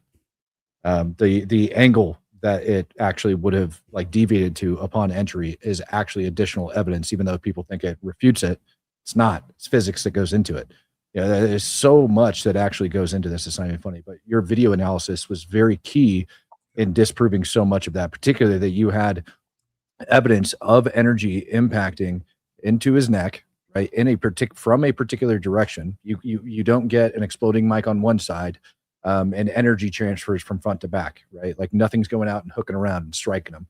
That just doesn't occur, especially without any damage to his shirt whatsoever. It's just not going to happen. Yeah, I think your analysis, Mid-Gray, was pretty definitive in debunking any sort of exploding mic. Now, with all that being said, John Bray, if you're watching this or anybody else that wants to take this challenge on and talk, look, we're going to talk to you just like I've been talking to Matt all night. We've been talking to Mid-Gray. We're going to give you free space to say whatever you want, to present anything that you want. We want to do this not only in good faith, but civilly, right? And in friendly, like come talk about it. So don't be afraid to come talk about it. We're not going to hammer you. We'll challenge you on the technical analysis that you've provided so far, but we're not going to treat you in any way uncordially. Nate, go ahead, bud. Cut me off if you don't want to talk about this right now. Go But I ahead. did hear somebody presenting something last night that doesn't have to do with the exploding mic, but it was more about Joe Kent saying, you know, like they were concerned that Joe Kent was not allowed to investigate this. Sure. And I mean, it's a pretty quick discussion. He has no investigative authority whatsoever. Yeah. None. Nope. And I got that from his mouth. And you can look Right. that up. You can look at, see what the NCTC director, what authority he has, and investigating is not one of them. Yeah, he's a report aggregator, essentially. They're a fusion center That's- for when the DIA is producing intelligence, the DIA, the CIA, the FBI, the NSA, and multiple other agencies are producing intelligence. They go through the NCTC, and it is a fusion center to where people can reach Right. out, and they have analysts there trying to figure out who these reports might be helpful for, and they can send out information, and all of those other agencies can reach out to the NCTC and request information too. That's what they do. They're not out there Yeah, doing field work. Yeah, it's just it's important that people understand that was, for lack of a better term, bullshit from Joe Kent when he said, you know, he should have been given the ability to investigate that. No, he shouldn't, not by his job description. Well, And we also asked him people are relying on specifically. that to, yeah, if people are relying on that as an example of why this looks like a conspiracy, it's really not. Well, It's a nothing burger. Here's the big thing about it, Nate. We asked him specifically, do you even have a country or region? And the answer is no. yeah. So for those of you who don't know, Joe Kent was on a space with Matt and several other people. I've listened to it a couple times now. They've asked him these questions, and you know, so he doesn't have that authority, and he doesn't even know. And here's the other thing too. Like, he doesn't know what the FBI is doing or is not doing. For him to say that these leads haven't been followed, he doesn't know that. He's not privy to that investigation. Yeah, he's not. He doesn't have that information. So he's talking and dissenting out of his ass. I mean, it's really unfortunate. Like, I respect Joe Kent for his service and his dedication and sacrifice to this country. What he's doing around all this, I think, is quite frankly subversive, including the way that he resigned from his office and made it as public as it was. That's unprofessional. That wouldn't be applauded in any professional environment, much less in a political environment and or a position in the government. Just wouldn't. I mean, my God, if a military officer had done that, he would deserve whatever bad press that he got at that point. And by the way, most people that served with him, that like we would be criticizing that as well. And that's just a fact. Jacob Fra, I don't see the rest. Go ahead, bud. What you got? Yeah, I had like a social, like conspiratorial question. I don't know about bullet logistics or whatever. Can I just ask that question? Yeah. Go ahead, man. What do you think about Candace Owens claiming Andrew Colvett said to look into, or Mikey McCoy said to look into Andrew Colvett? Do you just brush that aside as a complete lie, or did you hear about that? I have heard about that. Look, I mean, it's very curious to me that every time that Candace presents something, there's no evidence to back it up. And the other thing that I've seen her do is take things out of context and twist them around. So, I mean, what does that mean? Does that mean look into Andrew Colvett for the murder of Charlie Kirk? Does that mean look into Andrew Colvett because, I mean, Mikey's still working with Andrew Colvett. If he was so worried about Andrew Colvett, why hasn't he resigned and then went and talked to somebody? Yeah, that's a good question. When I heard that kind of blew my mind. She would assert that because she would have to approve it. But I'm curious what comes of it. So I was just curious if you heard of that and what your comments were. Yeah. And I mean, today she said that she never said that she, hold on, I'll pull this up. This is relevant. And it just kind of shows you that she's constantly just saying mistruths. And I think at this point, she's gotten to a point to where she no longer even can keep track of her own lies. But look, at the end of it, what she has said with a lot of confidence that she had all this intelligence that the French Foreign Legion were involved in his murder, and she abandoned that. And then like she's went from one thing to the next to the next. And every single time she's convinced her audience that 100% this is what's taking place. But then, you know, she doesn't follow through with that. Let me stop the screen and share this one. This is another example of this exact thing. Let me pull this up. And Gary, I got a 10-minute warning. okay, sounds good. We should be done well before then, inshallah. All right, so what do I have up there? Remove that. There we go. All right, so this is a perfect example. I want to dive into this just a little bit so you know I'm not misrepresenting what she said. So we go to this chick's on the right, and then we go to the original tweet. She said, I would like to add from day one, I've noted you're not very smart. She's talking to Andrew Colvett. You strike me as someone who doesn't conduct his own research. Case in point, you quite literally copy and pasted this tweet from another user, this and that. Let's try this assignment for a third time. I've been making this claim since at least October publicly. Find me one clip or tweet of me asserting that I was told it was $150 million. My story is not, okay, perfect. Well, guess what? We go up here, we go back to this. All right. And here is where she's talking about $150 million. And I know people are going to cope and they're going to come up with all these excuses. I don't understand this. Like, look, if you're following me or Matt or anybody else, please hold us accountable for our BS. All right. If we get something wrong, hold us accountable. And if we don't come out and correct the record you can tell that whether we lied or we just got something wrong, correct the record. And if we don't correct the record, like quit following us. That should be the standard. Like that's just be what it is. But here she is. A source told me, and I would love to get this confirmed, I'm going to find this out, that $150 million was spent on that, and it came from Bibi Netanyahu. A source told me, and I would love. There you go. And I can go through and I can show you lie after lie after lie. She lied through her pants on like she breathed on the Sean Ryan show the other night.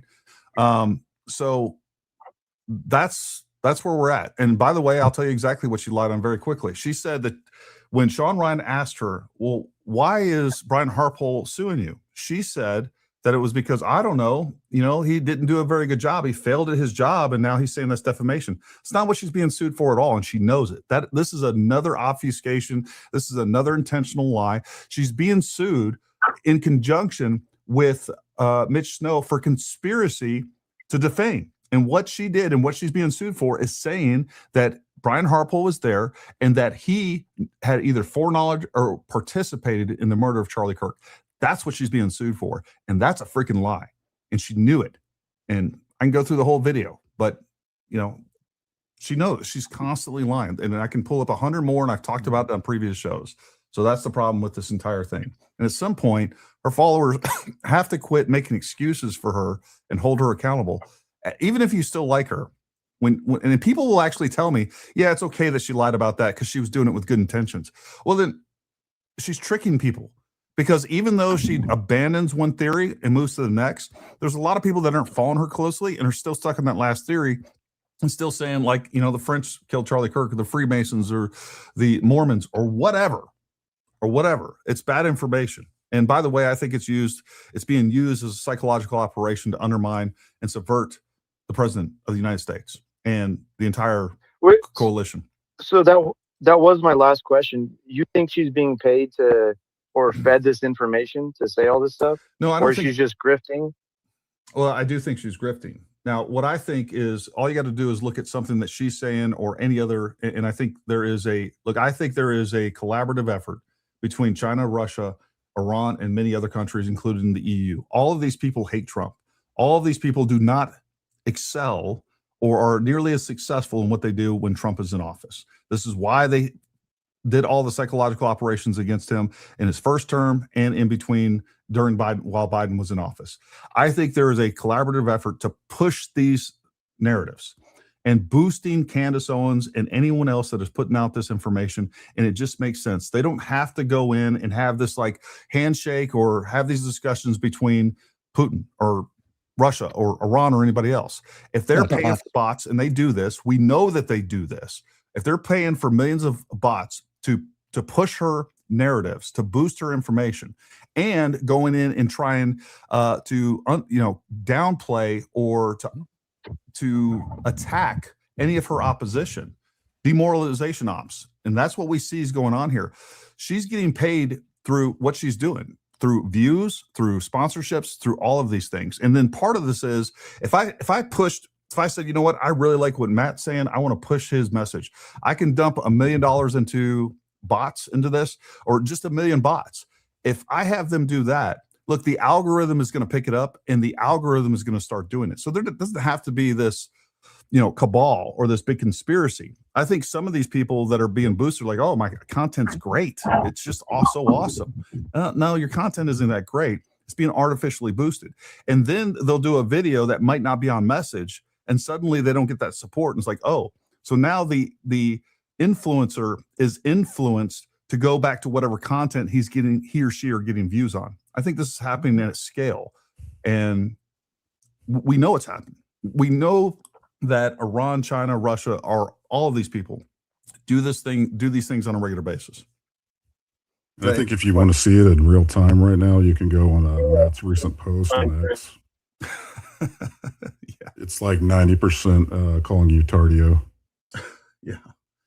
Yeah. So so this is how you know that it's like bullshit, is you have people that will go on and do those things. And again, you take scientific evidence, you take actual facts, you take actual figures, you take verifiable things, and you publish it, you post it, you put it out there, and you say, listen, this tiny bit of pettin is going to go from, this tiny little size here up to 400 cubic centimeters or 400 cubic inches, right? It's going to expand from this to 400 cubic inches of gas as it's detonating, at a rate of 8,000 plus meters per second and frickin', over 4,000 degrees in temperature.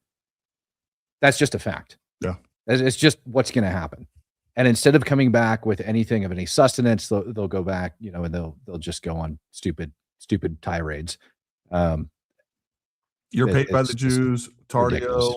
You're paid by Yes. TPUSA. Like, they have no substantive argument to any of these things. And Yes. and while there's no doubt, look, a lot of her support is real, but a lot of it's not. And that goes with a lot of Correct. these creators. It's just a fact. They are useful idiots, most of them. Now, where I think things start getting a little odd is when we've been saying this stuff for months, and now suddenly Candace Owens is going to Russia and goes to the St. Petersburg International Economic Forum. Now there's at least evidence of more direct collusion. Well, I so don't know if interesting that enough, for the St. Petersburg Economic Forum, there was, and I posted about it, I'll have to go back and find it.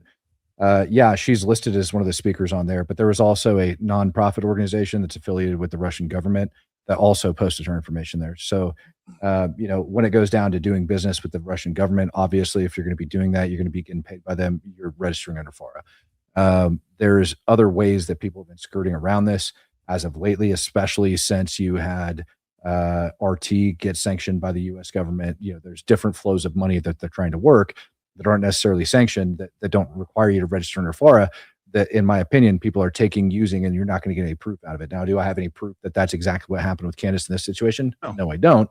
But do I think it's something that our government needs to look into? 100%. Yeah.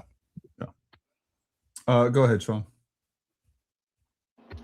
Yeah, I'll just add that Candace's sources when it comes to Turning Point USA are 2 to 3 former employees that were let go from the company because of their conduct, like Aubrey, like Mitchell Manley. I won't name the third person because he's not actually out there in the public.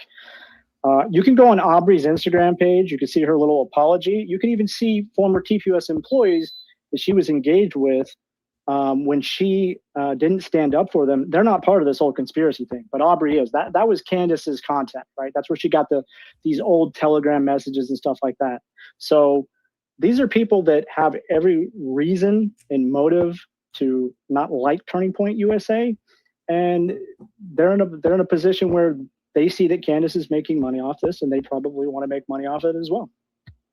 Oh, I think look how many thousands of new creators that have jumped on this bandwagon. Look at the explosive growth with so many of these new creators that they went from like 0 followers to even like just 10,000 followers, and they're getting tens of thousands of views. That is not how The Leah Files. The Leah Files, whether we're talking about the Leah Files, we're talking about Baron Coleman or whatever else. Like, there's a lot of folks out there that Not they organic. have explosive, inorganic growth. that has never been seen before. When you have Baron Coleman, he has 300,000 followers, but he regularly gets 400,000 views on just about every single video. Something's up. When you're getting tens of thousands of dollars, and let's say it's completely organic, at a minimum, what you can say is that there is clear motivation there to put this information out. It's money. It's money. And I do think that these influencers are being influenced by people and entities that want to destroy this country. George Soros types, Neville Single operations, Iran, China, all of Europe. Like, you can think whatever you want about Russia, but what you should know, if you don't, you need to do some research on that. Their success is mutually exclusive to our success. If they want to push BRICS, if BRICS becomes the standard globally for the money as opposed to the US dollar, you think $5 gas is bad? Wait till you see $20 gas. Wait till you see a depression in this country that you've never seen before, and we no longer have the financial ability to project power, which is. And let me point this out right now. A lot of wars. Go ahead, Matt. Documented over in Crimea like 2 or 3 days ago, fuel for the Russians has now reached $12.80 plus, like $12.80 a gallon, roughly, for the conversion for the ruble of that day. They have a massive crisis over there. And what's going to end up happening here, this is Matt's prediction, is all of this inorganic crap, the moment Russia begins to collapse, which, make no mistake about it, right now Russia is beginning to collapse. It's all going to fall off. And these people that are on this anti-America tirade that have picked up this grift, you know, people like Max Blumenthal that just went over and visited frickin', you know, Iran. All of these like bad actors inside of this country that are pushing socialist and bullshit Russian propaganda, as soon as that Russian money dries up, which it's going to, they're about to go down, you're going to watch them just hit a steep brick wall, and they're going to try to creep their way back in, and it's not going to work. Like, America is not going to forget the crap that they've pushed and the things that they've done. No, you're absolutely right. And another thing you can look at, you guys can look this up for a fact. All right, in the middle of one of the longest wars that they've had. All right, they're now in the middle of this war with Ukraine. They've lost like 1.2 to 1.5 million. They've had 1.2 to 1.5 million casualties. I don't know what the number of actual deaths are. Nate would probably know that better. But what they've done is they've decreased their military budget, their defense budget, and they've increased by over 60%. I think it's like $1.7 million right now for their influence operations. That just tells you they know how to get more, where they're going to get more bang for their buck. Chadwick, your hand is up. This will be the last question. We're going to close this down. Chadwick, go ahead, buddy.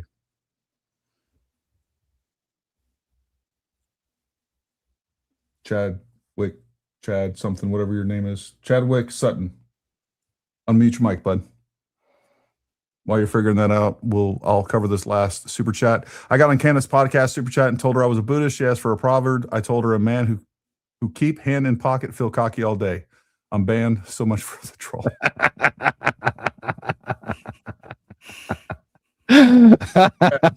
Chad, you got something to say, or is your hand up just for the sake of having a hand up? All right. Well, there we go.